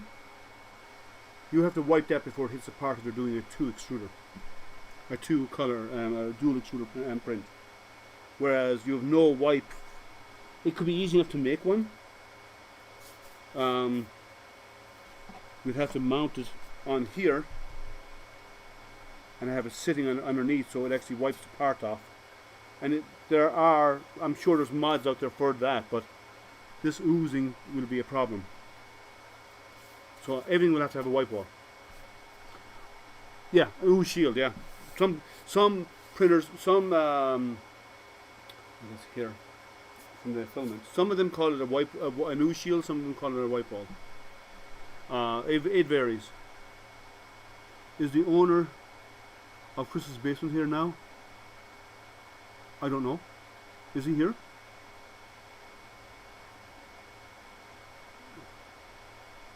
Yeah, there's lots of places. I'm sure someone has, in Thingiverse or somewhere, someone has actually done it. So, there's an SD card. Now I'm going to do a small print because I don't want to keep you here for hours and hours and hours on end. But since it is dual color, let's do a dual print, right? So it's a full-size SD card which is covered in glue, which I need to clean off because that will stick inside and that will get stuck in the machine. The sticker came off it, it took away the name brand off it, and it's covered in glue. Bit of IPA will lift that off. I don't want that getting into the machine and destroying it. And the sticker's not anywhere in there, so maybe it was removed on purpose, or I don't know, but doesn't matter, shouldn't be there. That glue is a problem. Cleaned. Put in our SD card. Let's go back and we'll go to, let's see, where am I? Back out to the main, go to print from SD.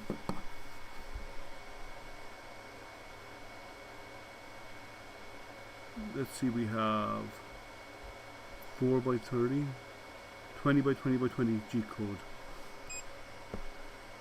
Oh, so there must be a specific folder it uses in there because I can't see a way to look at any other folders.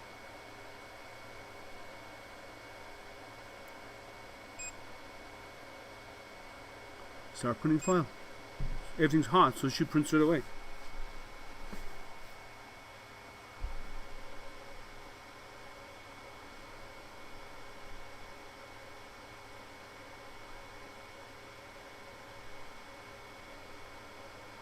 It's reheating it's changing the temperature of the nozzles down to 195. That's okay.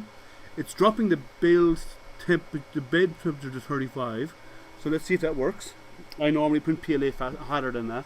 On the bed, about 50-55 is what I average.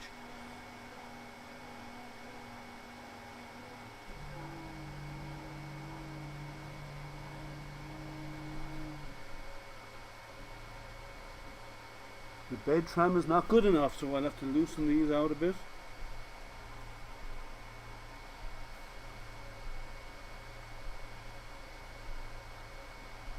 So I'm going let me actually stop that print.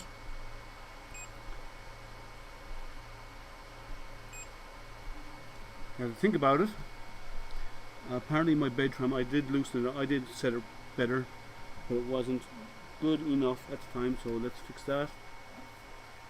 I'm going to go a little bit closer than what I had. I thought I had it set right, but apparently he didn't like it.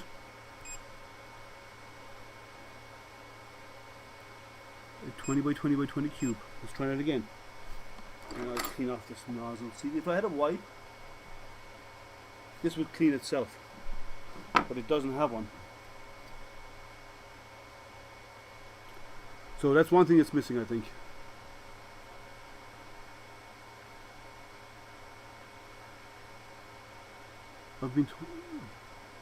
You think we're all so cool?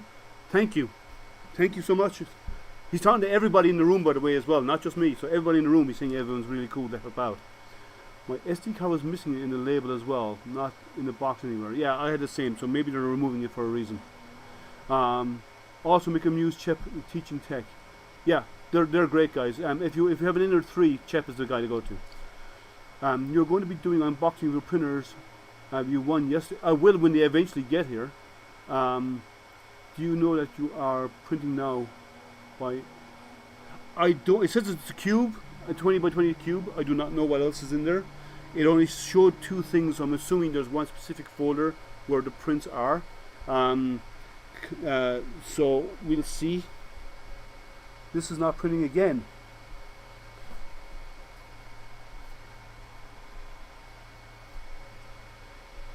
Maybe this side is a little low. So let me.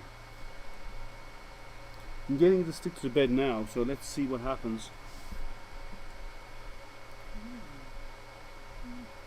Let's see what happens. It's doing the layer right now.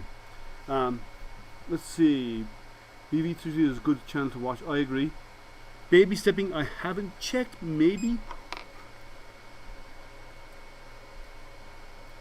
I don't see baby stepping. I see E-steps. I do not see baby stepping there as an option, so maybe not.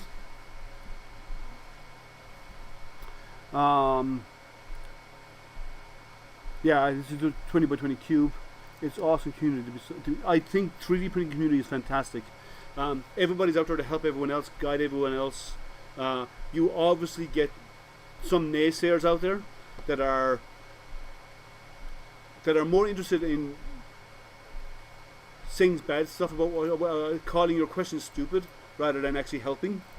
There are some of those out there, and they're unavoidable because it's a public community, but the vast majority of people in the 3D printing community are actually there to help everybody else. So that's one thing I love about 3D printing. You're all bloody cool dudes. And dudettes if there are any. There's at least one dudette in here. I didn't see Z offset in there. There are E steps. There's Y. There's your step settings, but there is no baby step option.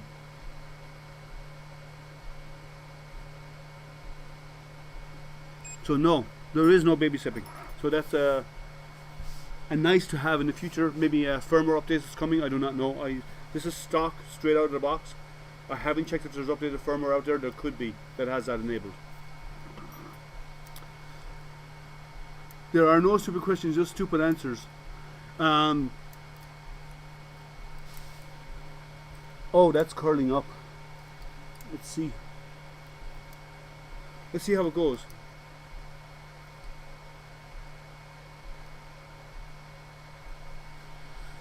It just needs some tuning, I'm sure. I can get really good prints out of it with a bit of tuning. Well, the leveling out offset is not bogus. What the leveling offset does, and this is there's a bit of filament there rubbing, that's making a bit of noise. Maybe that's causing. Yeah, that's lifting it on this. You see, there it goes. So I'm going to stop this print again. I'm going to stop the print, and I'm going to. What happened was there was a bit of filament sticking up because it didn't have a wipe wall, and it pulled up the corner as it was printing. So let's try that again. That's clean, that's clean. Print from SD card. We'll do the 20 by 20 cube again, because I did fix the tram of the bed, so let's see if that helps. Yeah, I like the progress. The progress line is good. The leveling offset is not bogus. What it does is, because you have two end stops, when it brings Z down, the x-axis down, or the x gantry down on Z, it brings each one down with independent stepper motors. So it actually brings one down, stops it, and then brings the other down, stops it, and that brings them in alignment. And then you tram the bed to those. So I restarted the job, and it's reheating the nozzles again. And it's getting ready to start to print, it looks like.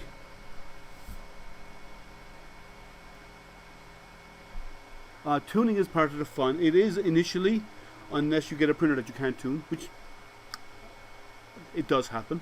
Some printers are so bad, they're only good for spare parts. There's not many, but there are some that are like that. So let's see how the first layer goes down. It's still not drawing the first line.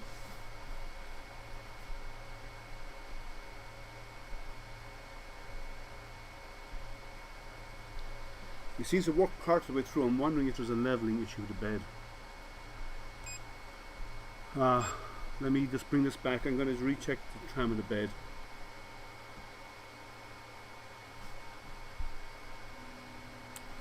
This is too close, but when I bring it down, this is also too close. I thought I had it right. It doesn't seem to be sticking very well either, which worries me. I think I'm going to increase the bed temperature when I do this. I'm going to settings. I'm going to up I'm going to manually set this to 200 or to 195, which is what the job was asking for.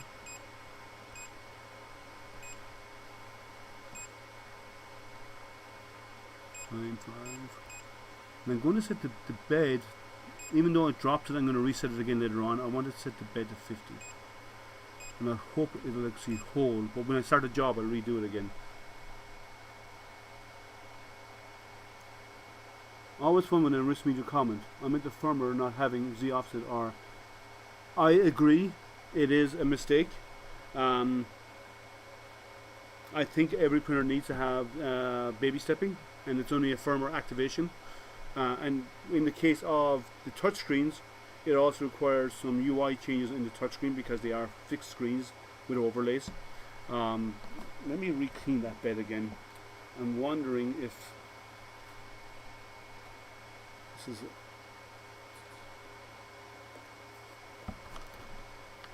I'm half tempted to start out resorting to flipping it over and doing it with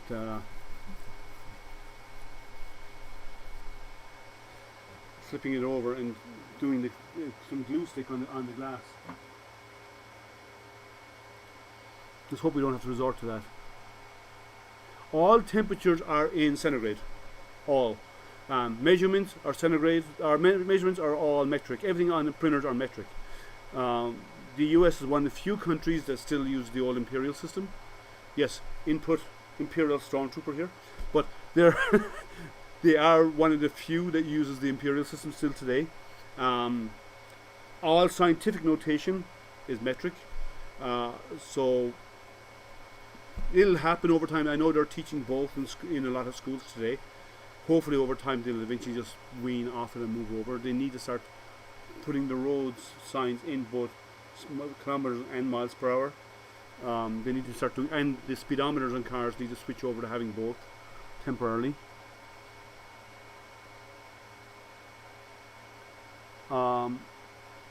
Let's see here.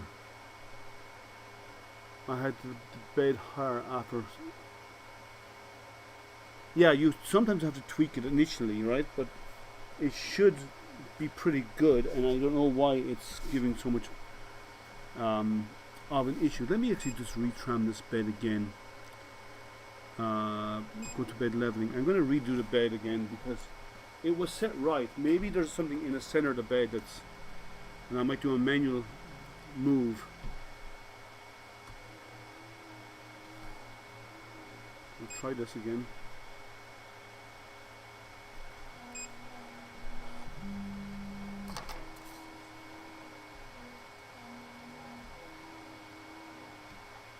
Yeah, let's tight.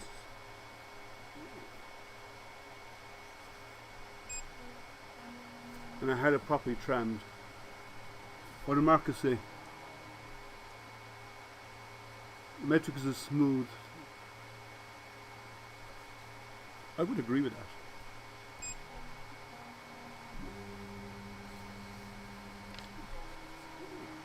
Well, metric is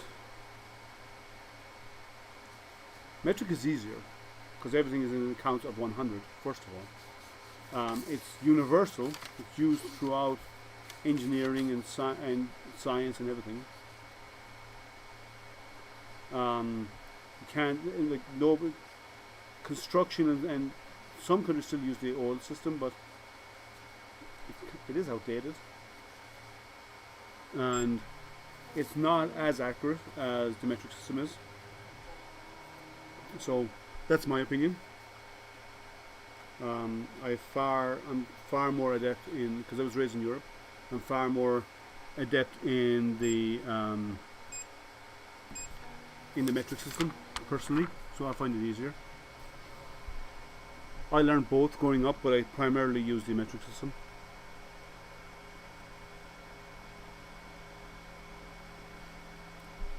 Well, I think they need to start doing more manufacturing of stuff in the metric system. Therefore, it'll get used more and people will learn it easier. But schools also need to start teaching it better. Let's try printing again. Now, this is going to drop my my bed temperature. I'm going to go in and change that. Or I can't, can I?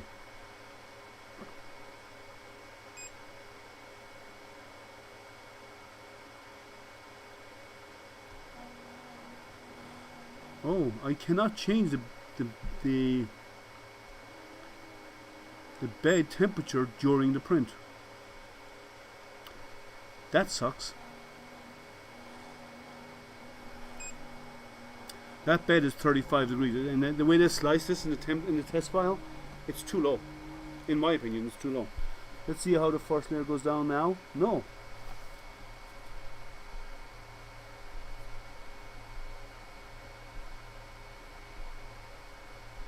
Won't stick.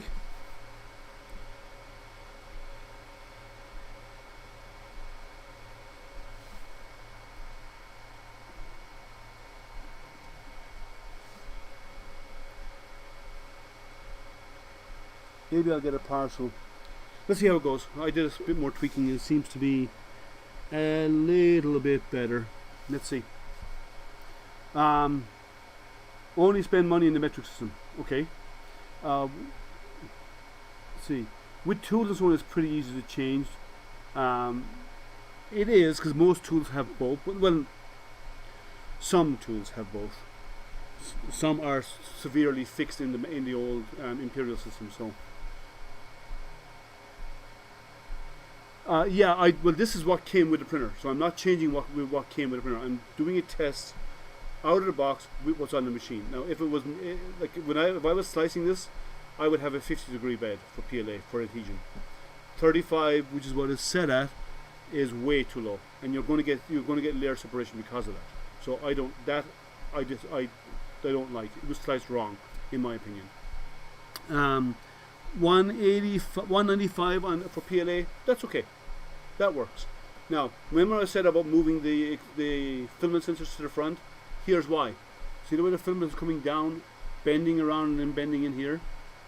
It would be way better if the spool was hanging here, so it would actually feed straight down into the extruder. So that will be changed. What I'll do is I'll keep them mounted on the back, but I'll flip them around so they're actually facing the front.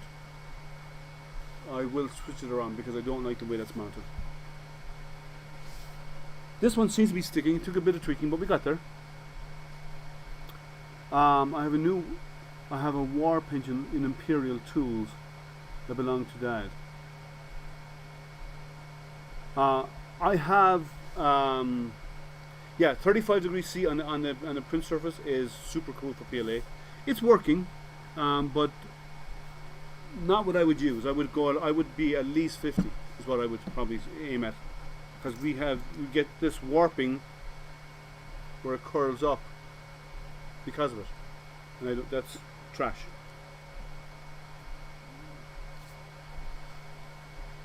I understand what it will take time to change to metric, of course, in the old imperial measuring tools. Yeah, I think over time it'll have to happen, because there's too much industry out there using the metric system rather than the old imperial system. But eventually it'll happen over time. So that's the first part done. I believe Extruder 2 is now heating up, and it should come in and print. There we go. What this is doing is, I believe what it's doing is going to make a square and then do a print inside that square. And the print inside the square, as long as it doesn't overlap out in any direction, your alignment is pretty good. But we'll see. I probably missed it earlier, but what kind of build surface is this? It is a borosilicate glass. That didn't really go down very well. I'll have to adjust that down a little bit more. It's borosilicate glass. One side is textured, just like you see in a lot of the Crealities, and the other side is smooth glass. Yeah, let's see where we were. Yeah, at the maximum of Z, this will be coming down and bending out at around 90 degrees, trying to get into this, or more, going above it. So that's bad. I will swing them around later on and mount it on the outside.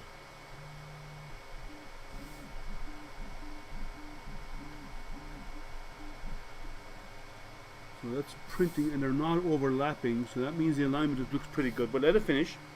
You know what? If I really want, wrong one, I might just move it now. I just don't like them in the back. I can move this without upsetting the print. Close your eyes, everyone. You didn't see this happen, right?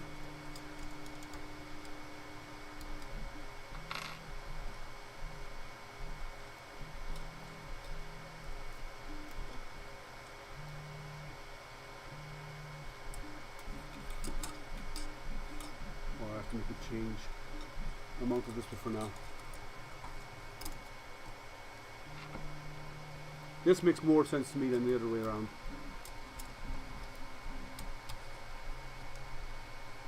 Because now it's directly over the extruder itself.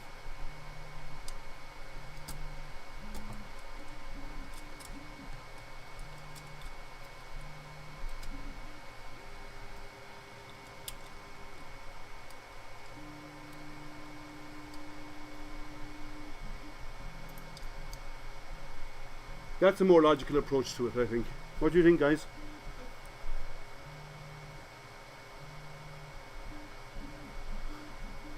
Prints keep going. Oh, the print separated off the bed. Bed's too cool. And that wasn't because of me. Stop the job.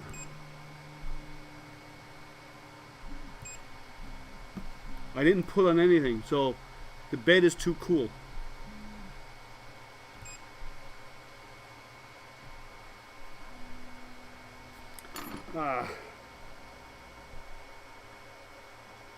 Okay, there's another print job in there. Let's see if it's better.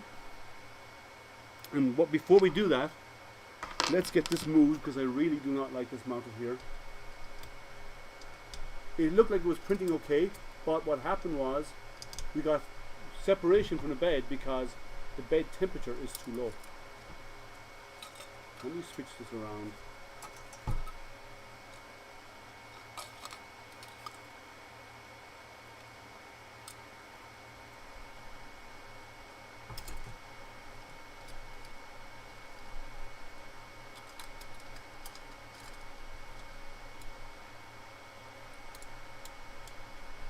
Yeah, so ignore the instructions if you get this. Don't mount it on the back. That's where it should be. So let's try the other print from SD again. And it's a 40 by 300, so I don't know what this is. Let's give it a try. And let's see what the bed temperature on this is. If it's still 35.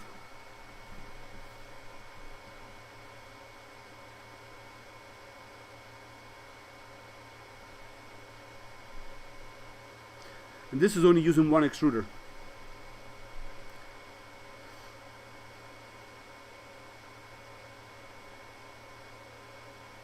I don't like the fact I can't change the temperature from here.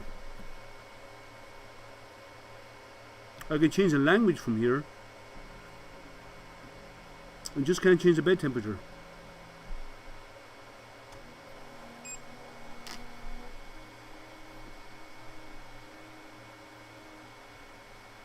There should be no Kickstarter in the link. If there is one, I apologize because that's from a different job. I'll click on edit.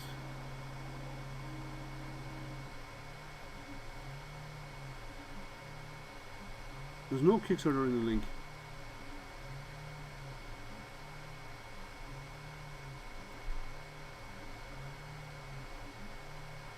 Oh, you're right. That's another idiot moment of mine.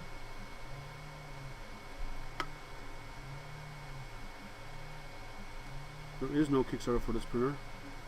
This printer is existing. It's available on Amazon today.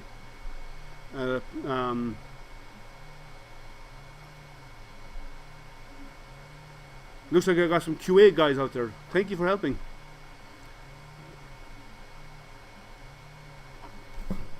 So this is available on Kickstarter, right? Or on, yeah, you got Kickstarter in my head. Now this is available right now at a price of $639 on Amazon. And that's a nice big printed mess.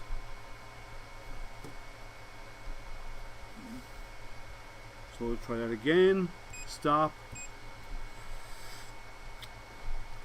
I'm having a Joel telling moment.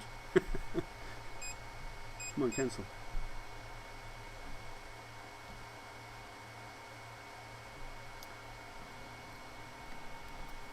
See, no bed adhesion.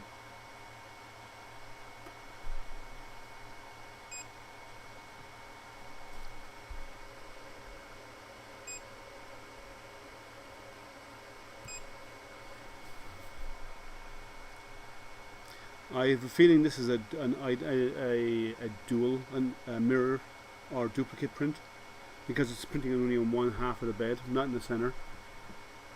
Econ Mode is off.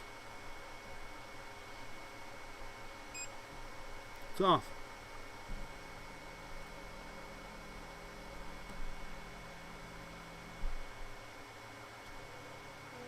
They just have the bed temp set to low as part of their slice files.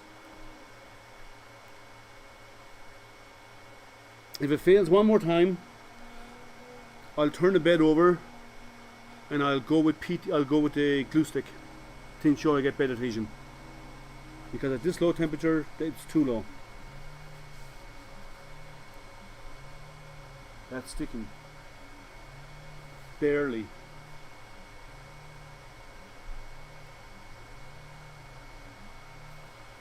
See if that's better. A little bit better. I brought it a little bit closer to the bed, to the nozzle.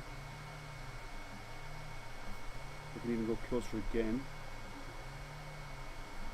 Get a better layer.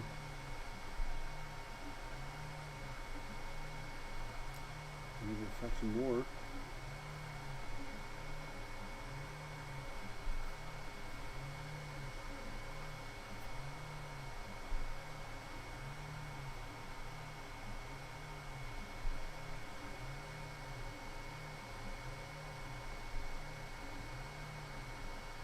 I don't know what this is supposed to be. Let's see what happens.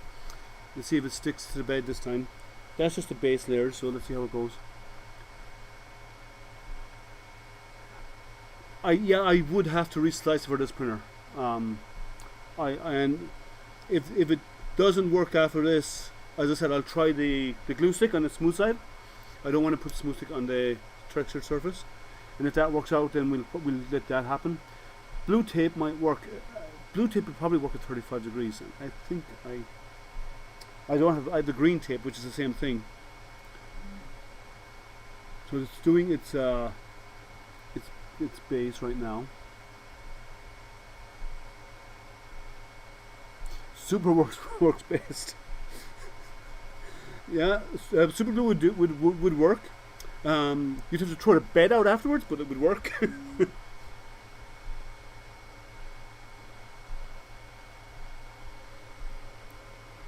That's even too far from the bed.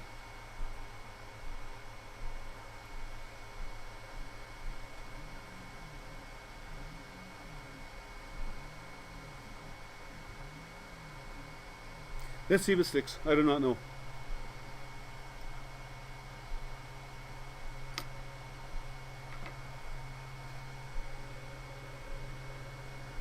It's printing pretty fast. I'm guessing about 60 millimeters a second, which is pretty fast. And even for a first layer, it was pretty fast, I think. I would probably do the first layer a little slower than that. Probably need to clamp out a little bit more. Yeah, baby stepping would really make this easier.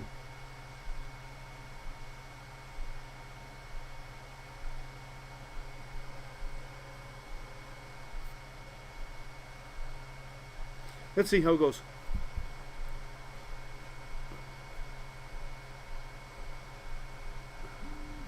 Then yeah, you will acetone would, but the problem is acetone would also remove the texture off the texture surface. So let's hope we don't have to resort to anything so drastic as acetone and super glue. It's not my preferred method of bed adhesion. I'm sure it just needs a bit of tweaking because it's a new surface. It's the way that slices the files are sliced with a really low temperature. 35 on the bed is ridiculously low. The only thing I've ever printed with such a low bed temperature was, I think I printed TPU about 35-40 degrees. That was the only time I've ever printed anything with such a low temp. I know you're just messing, but still, I think it was the lowest. I think that's the only time I've ever printed with such a low temp was 35 degrees. So it seems to be, I don't want to jinx it, but it seems to be working. Let's see how it goes. I don't know how long this is going to take. It doesn't give me a time. It tells me the speed. The fan speed's at 50%, which is okay, I think. We're only using a single extruder set at 200 degrees, which is the right temperature for PLA, I believe. I rarely print it in 195, but it will work. But 35 for the bed, that's just wrong. In all aspects, it's just wrong. I'm okay with not watching. Wait, now, what's this twerking? What are you talking about? Tweaking, yeah.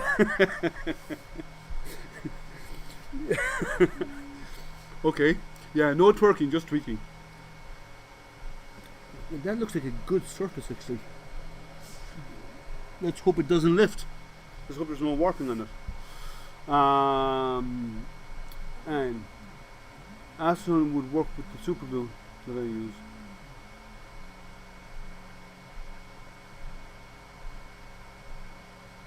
Yeah, they never. Well, like I use acetone. If you use like 3D lac or whatever, acetone is a great way of removing stuff like that. But there's other ways of getting up. But acetone is a good way of doing it. It's warping, it's rocking as the printhead moves over and back. I don't think it's going to succeed. I think the bed temperature is too low, but in their slice files. Yeah, I'm not going to run I don't think I'm going to run it. I think I need to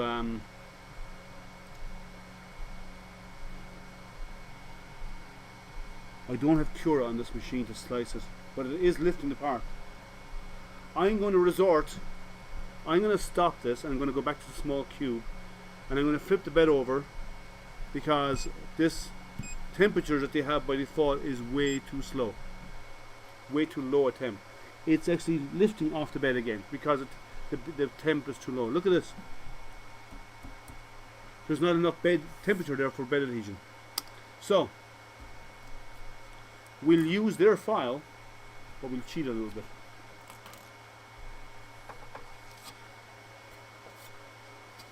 I'm going to flip it over and clean the bed And I'm going to use some glue stick. And I'm not going to use that big file. I'm going to go back to the smaller cube that we had a while ago. My bed tram should be okay for this. Let me get my cleaning, and I'm going to do the small cube, the 2-color cube, and I'm going to have to slice new files for when I'm doing my review, because the temperature that's on those is just way too low. It started out getting a better adhesion, but as the next layer went up, it actually warped. And PLA doesn't work, so it's not the PLA's problem. PVA glue stick. I have some over here, one moment.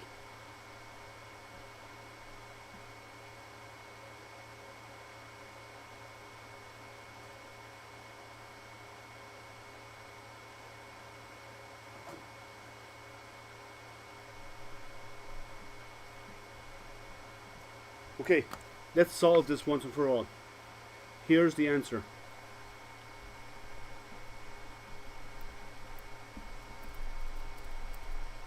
If it won't stick to that, it won't stick to anything.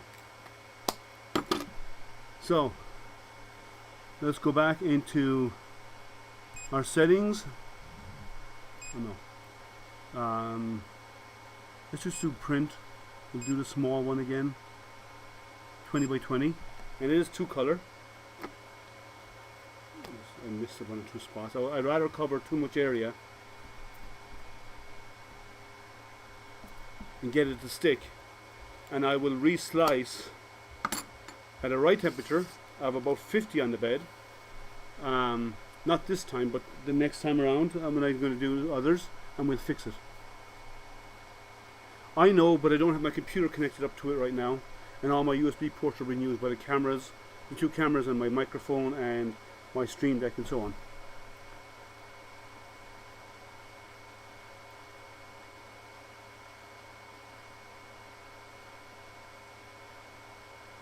You can't tune the pen. I know what you're saying, Marcus. There is no tuning after the job starts. If you go in here, if you watch the screen here, you have the settings after the job starts, right? If you click on the settings, there is nowhere in here to tune the temperature. Nowhere at all. I can do my E steps. I can do the fan 2, whatever temp, which is kind of, I think that should be extruder 2 temp, but there's nowhere in here to set the bed temperature, so I can't do that. Notepad++ is still around, yeah. It's used by everybody. Everybody in, like, we have engineers and they extensively use it in the company I work for. They're software engineers, and it's used all the time. So let this on the PVA glue. I need a bigger USB hub. Well, I'm not actually using my hub. I do have a hub, but I didn't actually plug it in today because I was hoping I didn't have to use it. But apparently, I do.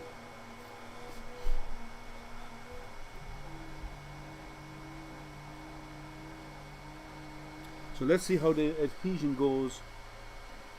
Come on, extrude.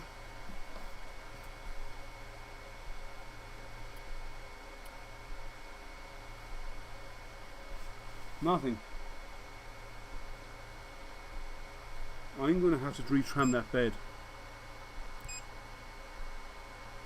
because I tweaked it when it started printing a while ago, and I'm thinking flipping the glass over has changed it.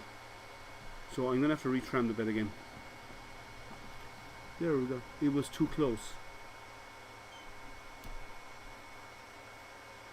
So I'm going to re-glue that. And I'm going to retram the bed.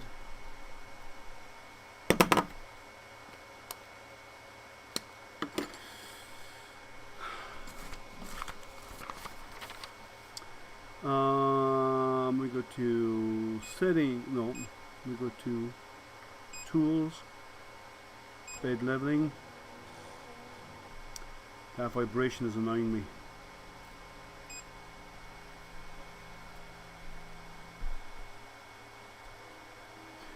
Well, depends on what code you're writing. Visual Studio is good, but it depends on the code.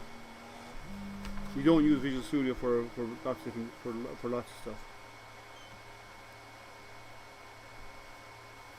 That's about right.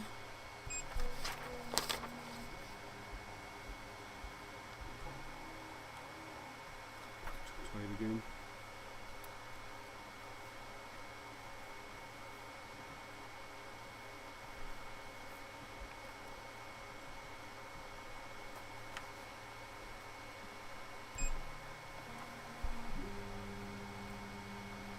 VS Code, not everybody uses it. It depends what you're writing. And you don't program with Notepad, but you use Notepad for looking through logs and all this kind of stuff. Notepad++ is fantastic for that. I use Notepad++ on my work machine for viewing of application logs.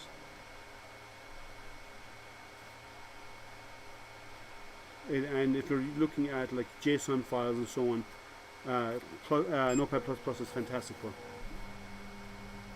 And it's free. You can't go wrong with it. It's free, and it formats the layout properly for you and everything. So you can't go wrong with it.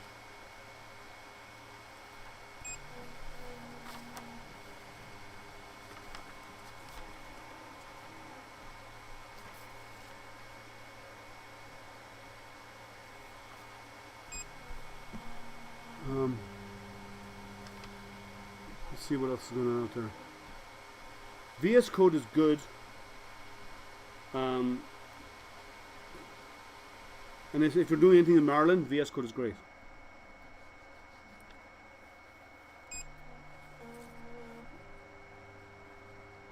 It's got so much quieter now that these fans have turned off. These are not silent fans.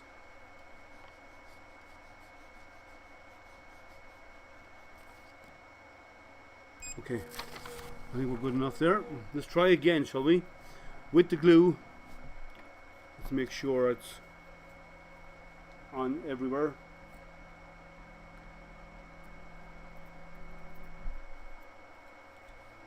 If it won't stick to that, it won't stick at this point. And we'll just leave it until I slice another file. But print from SD card.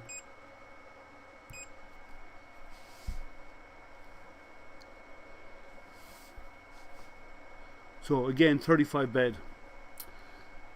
I don't know how these guys get away with 35 bed. I don't know what they're doing.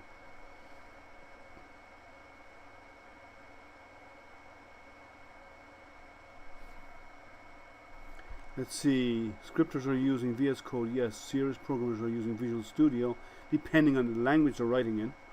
An insane, crazy Linux nerd program in C is using VI.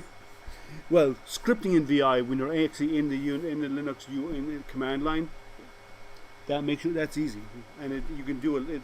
VI is very basic, but it does what you need to do. So if I want to go in and tweak a settings file or whatever on a Linux machine, I'll use VI.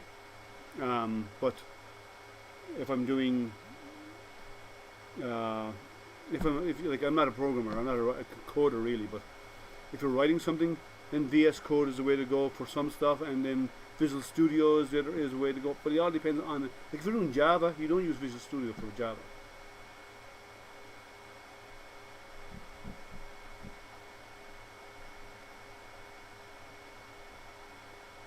Let's see. VS Code tries to grab all of your dependencies. Yeah. It tries to make life easy, is what it's designed to do. It's trying to make coding more accessible. And Microsoft is known for that. We're trying to do that. So let's see if this prints.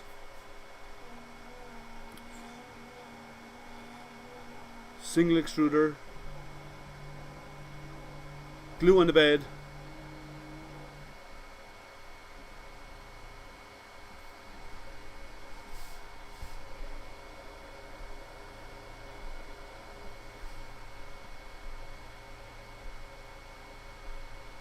I think we have something sticking to the bed.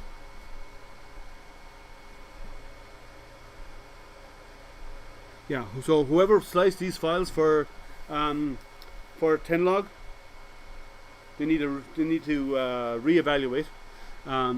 If we get this printing successfully, what I'll do is I will create my own with proper temperatures for like 50 or 55 in the bed for PLA, and if they print successfully, which I assume they will, one of the feedback that Tenlog will be getting was, guys, fix your slice files, please. Hey Travis, how are you? Welcome.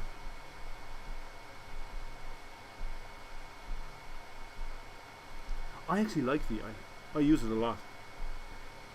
And I'm no Linux guru, but I know enough. Like I do a lot of stuff on Pis, and I use VI on the Pi to do all that. Do a lot of stuff there. We have sticking. Yeah, it's sticky. Up until now, it was sticking for a few layers, for the first 2 layers, and then it would lose adhesion. So I flipped the bed over, and I went back to good old glue stick, the cure to everything. See, no matter what Tom says, 3D printing llama. No matter what Tom says, it's 3D printing llama. Blue tape is not the answer. Glue stick is. And you buy these jumbo glue sticks in a pack of 10 or 12 in a box. Actually, I need to probably get more. But you buy them in a box, and they last you a long time, and everything sticks to it. So on smooth glass, PETG glue stick. PLA when it doesn't want to stick at 35 stupid degrees temperatures on the bed, which is a really bad setting, and I can't tweak it. Glue stick, and it's staying on the bed, so we're good. So let me bring the camera over here. Let me move the glue stick. It's getting trapped. Can you see that? Let me go to close-up of the bed. Look at that. That's how bed adhesion should work. Everyone agree? You know what I'm going to do? I won't see underneath it, but you'll see the print as it happens. As long as it doesn't impact the extruder when the extruder moves, we should be good. Let's see how it goes.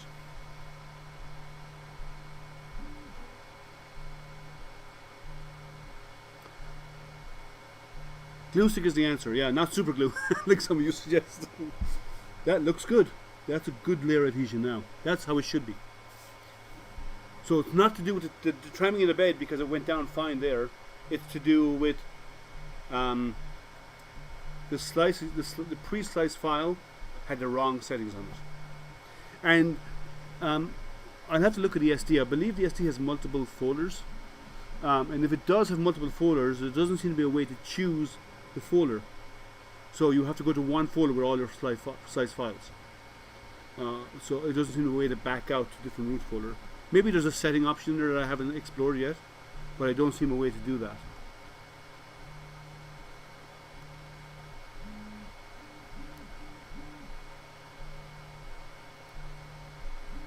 I've never used Linux seriously, but I've had to use Linux for work at Siemens when making some DevOps stuff. Yeah. Technically, GlueStick is a release agent for PETG on glass. It can. Okay, so it's not only for that though, but yes, it is a release. You use it for PETG as a release agent because on glass beds, mirror beds, ask Jerry, he's got one out there that actually it's happened to. You print PETG on, I think it was PETG he was printing, he can correct me if I'm wrong, he was doing it on a mirror surface or a glass surface, and he cracked the glass when you're trying to take the part off. Now I have other surfaces there. I have I'm editing a video right now for a review on another print bed surface that would probably fit this. It is I have it on my longer LK1, and the material is coated with a carbon finish. So when it's hot, it sticks great, but when it cools down, the parts just fall off it, even PETG. But normally you would, on a glass surface, you would use PVA glue or glue stick, kids glue stick for paper, on the print surface, on the bed, because you don't want the PETG to bond to the glass, which it will, or which it could, especially if you're too close, and it'll bond so tightly that when you will actually, when you try to take them apart, you will end up tearing up the glass or chunks of the glass out. Take care, old curmudgeon.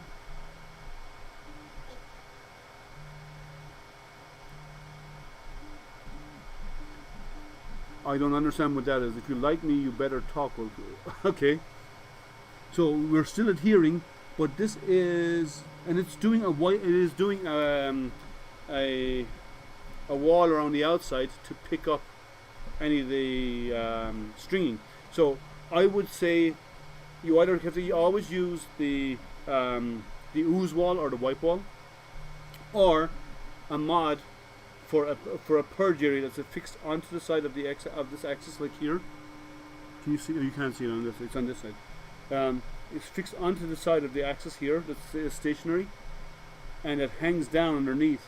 So when the nozzle moves, it actually passes over it and actually wipes off the nozzle. They have it. It's on the Guido. It's also on the Guido. Actually has this a purge area, and it wipes the nozzle. The Artist D actually has a purge bucket, which has a wipe area as well. These need a wipe area, and I'm sure you can. It's easy enough to mod one. So anyone have any questions on the printer itself, other than when it is sticking right now? So and it's sticking fine, so I'm not worried about it. The overall build, I think it's a sturdy build. It's a strong, sturdy build. They do have directions to mount these on the back. I think that's a mistake. It needs to be in the front over the extruder, not coming in from behind. Especially as you go high on Z, the filament will be curling around and it's a bad idea. But I've moved it to the front, which is where I think is a better fit for it. It's strong, it's sturdy. These cables are heavy, and I would like to see how they fare on a tall build, a tall print.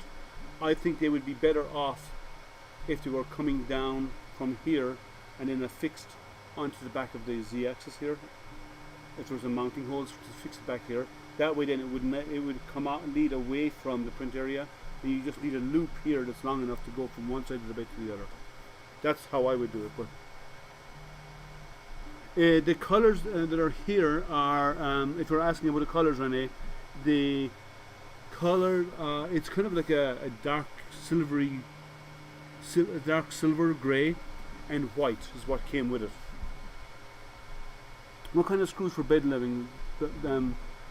They're all the same actually. The screws are the same on this as they are on the RSD, and as the same as they are on the Guido. They're all very similar.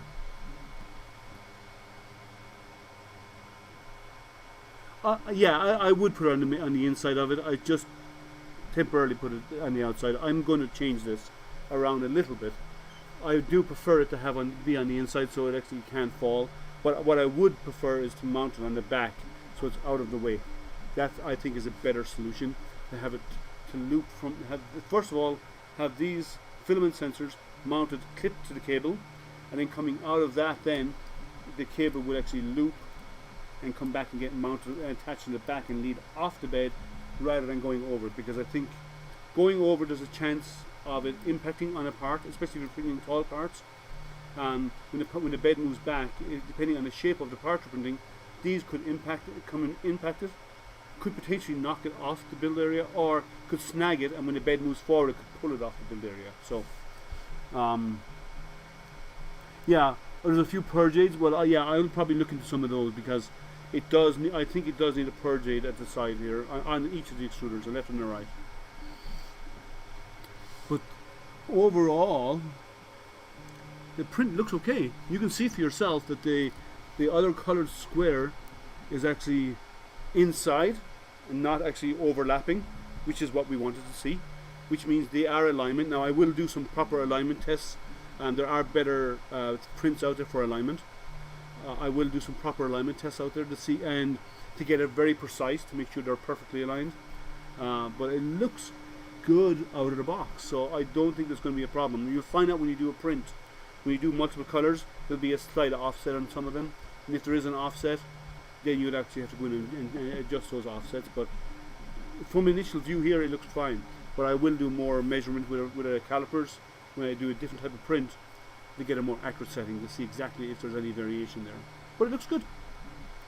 So, any other questions about it? So it's a big surface, it's a big print area. It's 300 by 300, 300 by 300 by 350. It's a sturdy machine. It's a heavy machine. It's both, the box is 50 kilos. It's direct drive, and it is using full-size steppers, which I don't think it needs. It should be, I think, baby steppers or like pancake steppers would be a better solution there. But they are using full-size, and it seems to be okay. The extra weight will probably show up in printing fast and suddenly changing directions. You will, and like text on the surface, or whatever. You will probably see. My guess is you may see at high speed. You may see some ringing around that because of the additional weight, but maybe not. We'll wait and see when we do some prints, some larger prints. Actually, I will run some larger prints starting to see it this afternoon when we finish up here. I'll go set up I'll use my other machine where I have the slicer, and I will slice out some taller prints and run them and see how it looks. I'll do some with text in there as well, so there are sharp corners so we can see it is ringing. But it seems to be doing okay.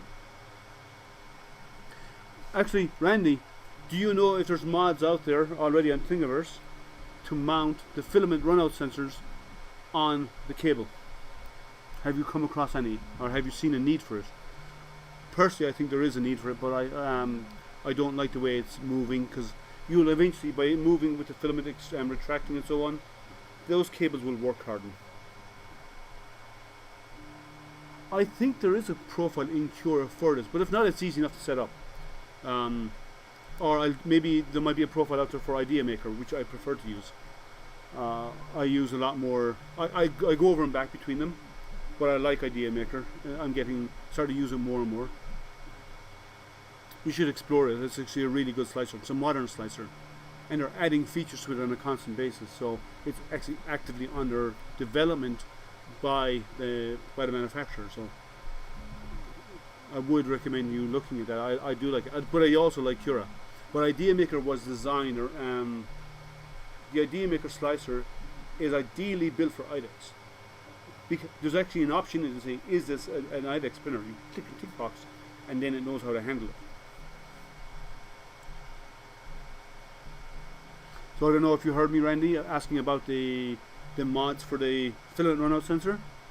I'm pretty sure there probably is some out there, but I will do some digging. If there is, I will print some, because I don't like the way that it's just hanging there. So the print looks okay.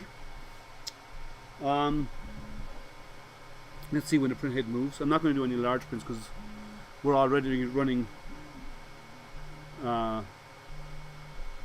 2 hours already, 2.5 hours. But it looks, actually, you know what, let me stop it, because it's near the end and all it's going to do is more walls. Let me stop this and let's have a look at it up close. My camera's going to get knocked.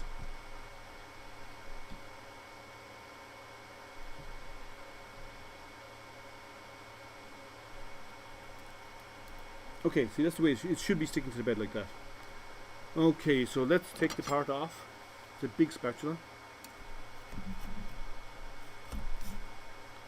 And let's get a close-up look at it. Okay. Close look. So you see this gold or silvery gold is actually not overlapping any of the walls. And this wipe wall, or the purge wall, came off easy enough. I will have to pry that off. It doesn't matter anyway for now. But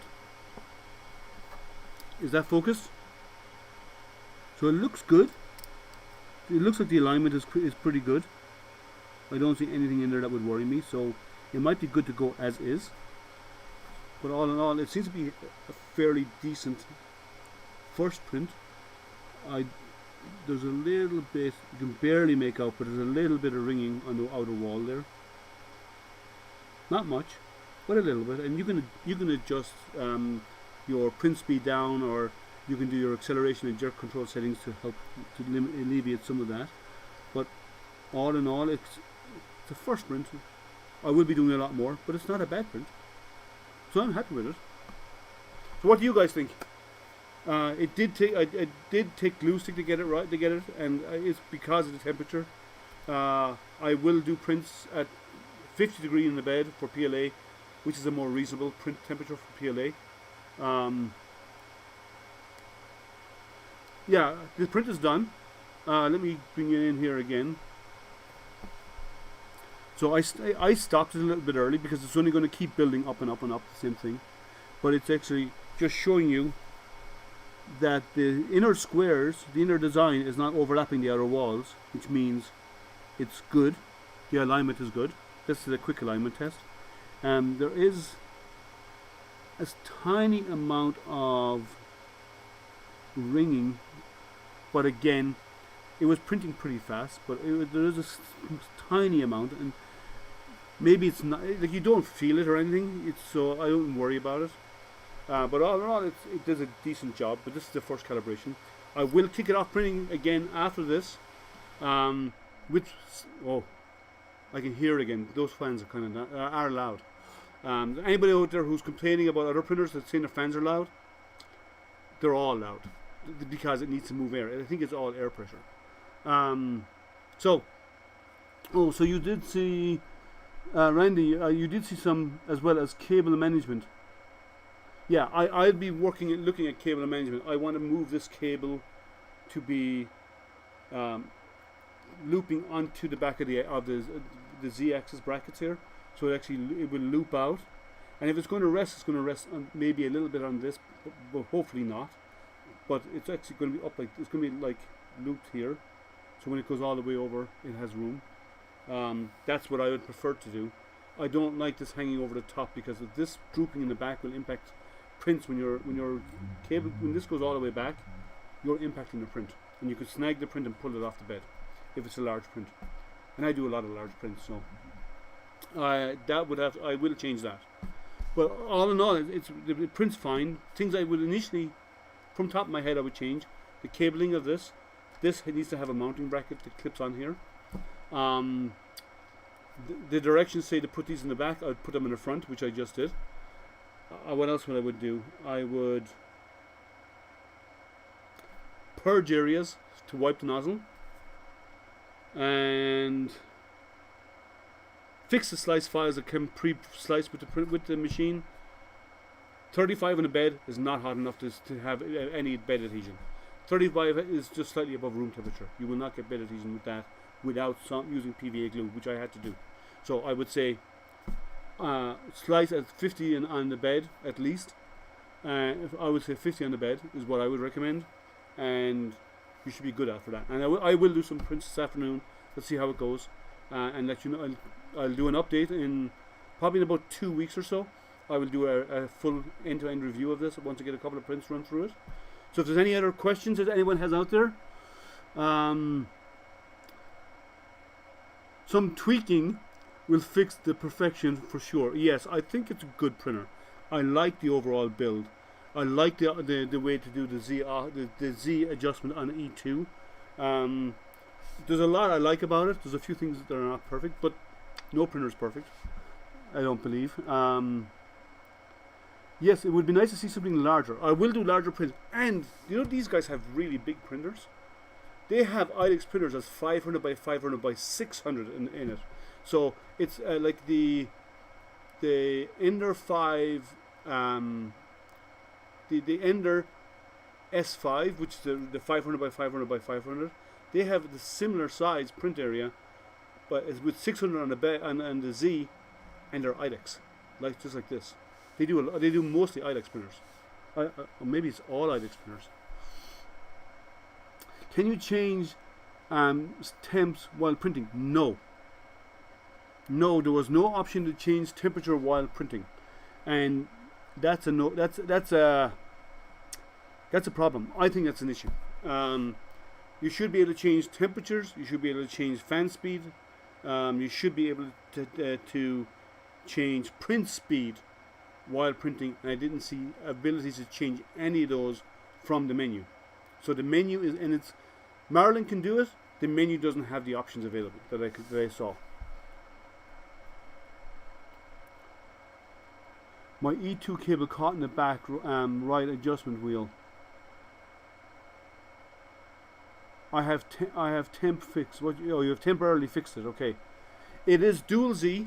So, and it has individual end stops on each of the Z. So what happens is, even if your X gantry is askew, when it homes, it'll home one, then home the other. So it'll actually bring them in alignment. Then, obviously, when you tram the bed to be equal to this, and you tram the bed with extruder 1, marked as E1. And then what you do is you then switch to E2 by pushing a button on the screen. Then tram E2 to one of these positions, and then you loosen a grub screw. Let me bring the close-up camera up here. Let me move it over here manually. It's easier to show you. I have somewhere to stand. The close-up there. So what you do is you loosen the screw in here, and then using the large wrench, you can adjust up or down. And you can see the directions here, up or down, and you can actually move the extruder to up or down, and then you lock it in to make sure that this and this are actually and the nozzle at the same level. So even if you change a nozzle on E2 or even in E1, you'll have to readjust that, because I have nozzles there, I've measured them, and there's 0.5 millimeter between in the size of the nozzle from one to the other, the length of the nozzle. So you will have to redo those when you make the changes, but that's just normal calibration when you make changes to the physical machine.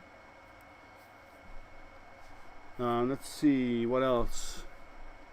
On the main screen, touch the temp you want, and it'll pop up a keyboard to adjust. Yes, it does, but not when you're printing. When I was in the middle of a job, I could not change that. So on the main screen, yes, but once the job starts, let me show you. Unless I've missed it, which is highly probable, I'm going to actually, let me go to settings. Oh, sorry, tools, home, the axis again. I'm going to make it look like I'm starting a print job. I won't actually run the job, but I'm going to start one.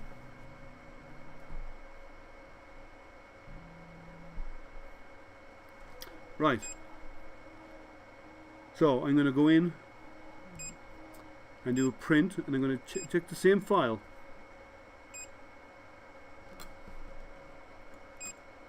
I hit OK. Now, once the job is started, I have no way to go out of here. And if I go into settings, there is no option in here for there's the X steps, there's Y steps, there's Z steps, there's E steps for extruding rates, and there's only one. There should be two because there's two extruders. And there's fan temp 80. I don't know what a fan temp is. I have to look into that. But and there's a fan speed for fan 2. There's no fan 1 adjustment, just fan 2 only. But there's nowhere in there to change temperature. I know I just hit the same job, but there is no temperature change once the job starts, which should be there.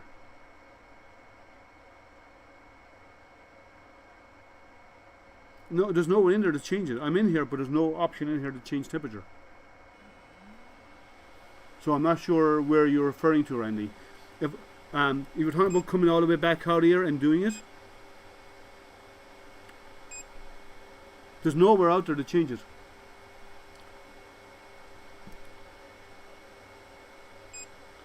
Oh, okay. Thank you. Can I do the same for the... I did not know that. I've learned something new. Thank you, Randy. And if I can do the same for the bed... Oh, okay. So I can actually do the bed. I can actually change the bed. I did not know, because earlier on when I touched those, they would not interact. That's cool. So you can do it. I was wrong. I'm sorry. I did not see that option, and thank you, Randy, for it.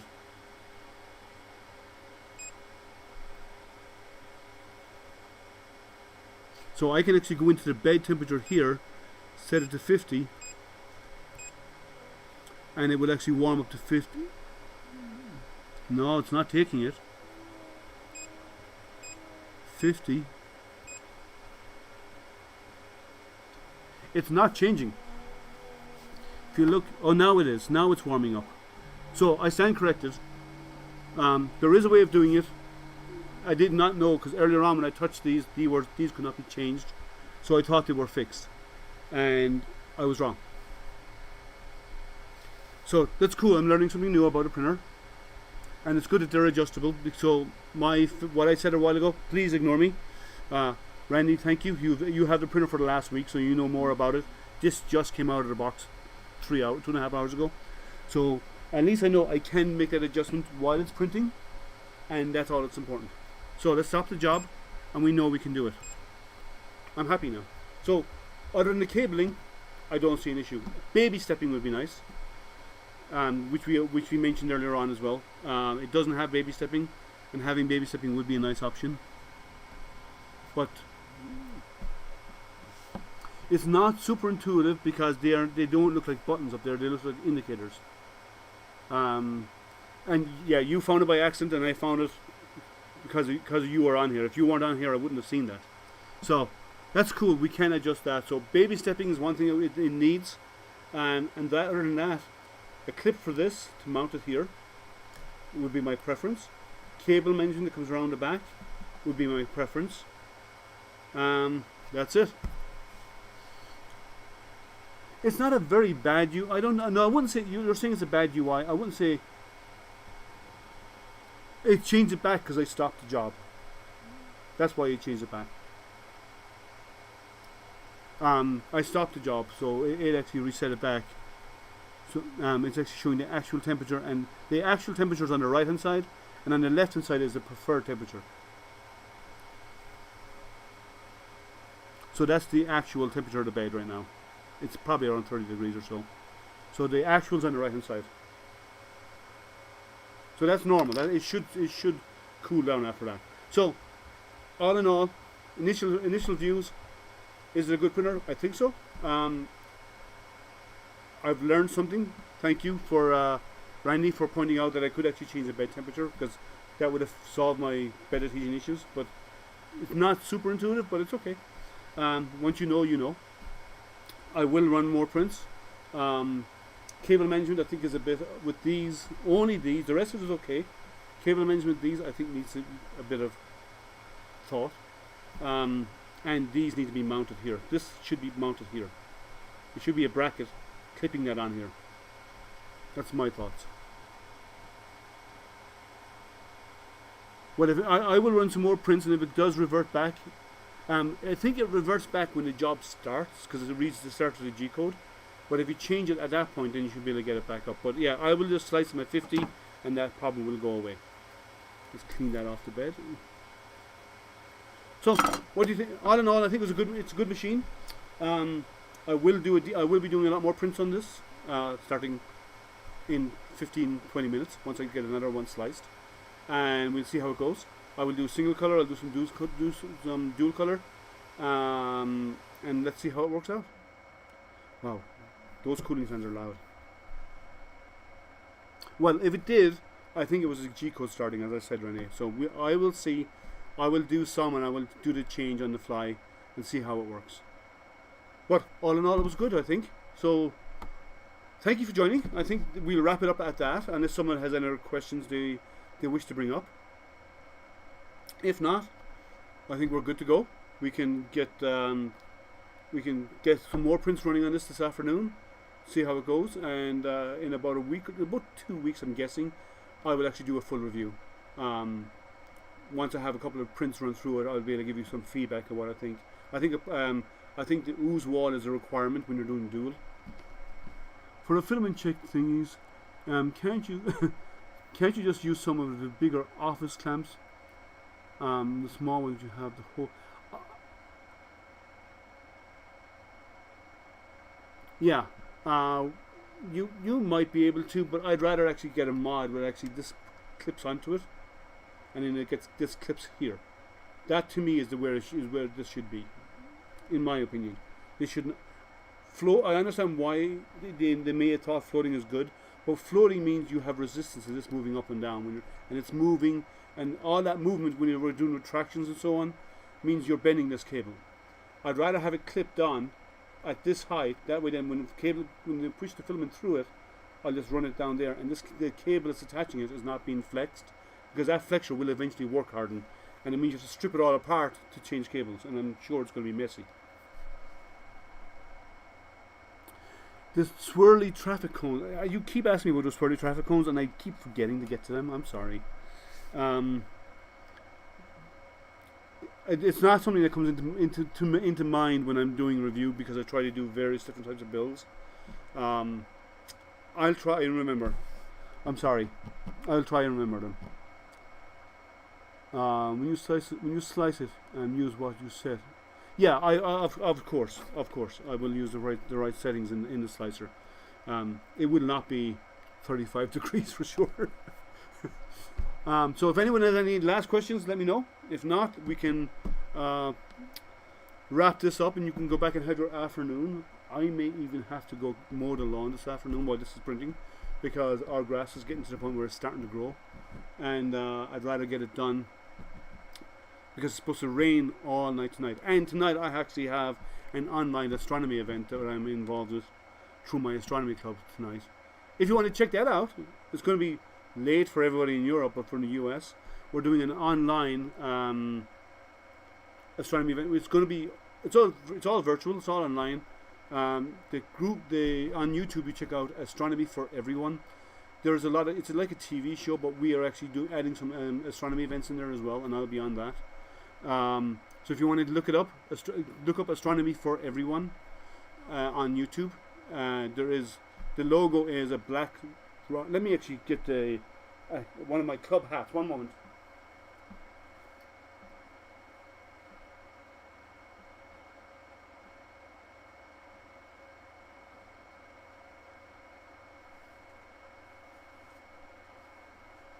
So, if you're interested in the online astronomy event tonight, some of you are, go look up Astronomy for Everyone on YouTube. This is the logo for it, the Ford Astronomy Club. And there's a live event starting at 8 p.m. Eastern tonight. For Europe, that's kind of late, but for anyone in the US who's interested. We won't have telescopes because it's going to be overcast, cloudy, and raining. But we will be doing some astrophotography. We'll talk about the basic telescopes, and we'll show some of the images done by some of the astronomers that are out there, so you'll learn about what they've done, and we'll do an Ask the Astronomer, or what we like to call a stump jump event, where you can actually come in and ask questions, and the astronomers that are online will answer. But we'll have various astrophotographers in there showing some of their work as well. It's going to be kind of cool. So that's all from me. If remember, like, subscribe, hit that thumbs up. Make sure you do. If you want to help the channel, there is PayPal, there is Patreon, and so on, and there is a Buy Me a Coffee below in a link. Click on those links. You can donate a little bit towards the channel if you wish to. And I do have some more printers. And oh, by the way, there was a reference made earlier on about will I do live unboxings of the printers I won yesterday. For those who do not know, I was actually on 2 streams yesterday for the Creality's 7th birthday. The stream, the first one was I think it was called Tom. I can't remember the company's name, but they are a reseller that I hadn't heard of before for Creality, and apparently they're a big reseller, and they were actually in Shenzhen at the time, and they were streaming out of Creality's office, and they were doing giveaways, and I won a printer there. I won the CR6 Max, and that was really cool. And then I went on to the Banggood stream, which followed that, and on the Banggood stream, I won a new CR10 machine that they're getting ready to release. So I had a double whammy yesterday. I actually won 2 printers. So, and I also won 2 spools of filament as well on the Banggood stream. So I really lucked out. I made out like a bandit on that stream. So it was kind of fun. And there was a couple of other guys that we know as well that actually has one out there.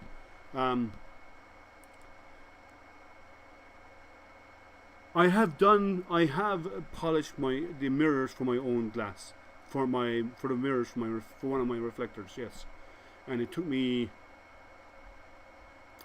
about 60 hours of hand polishing the glass with different grits of material. It's a lot of work.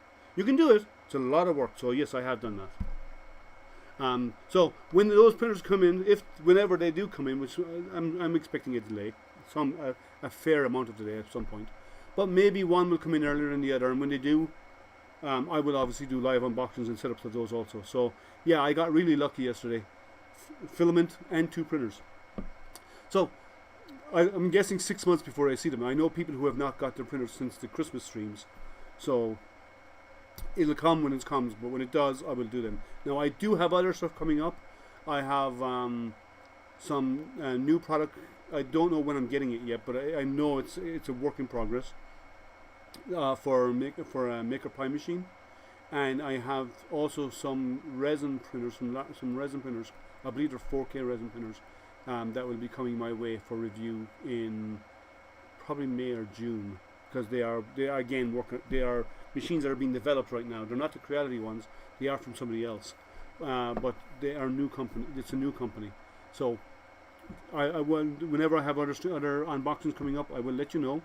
And remember, guys, keep printing out there. Stay safe, stay healthy, and stay printing. And I'd like to thank you all for joining me today. And I hope you have a good weekend and the rest of the day. Take care, and thank you.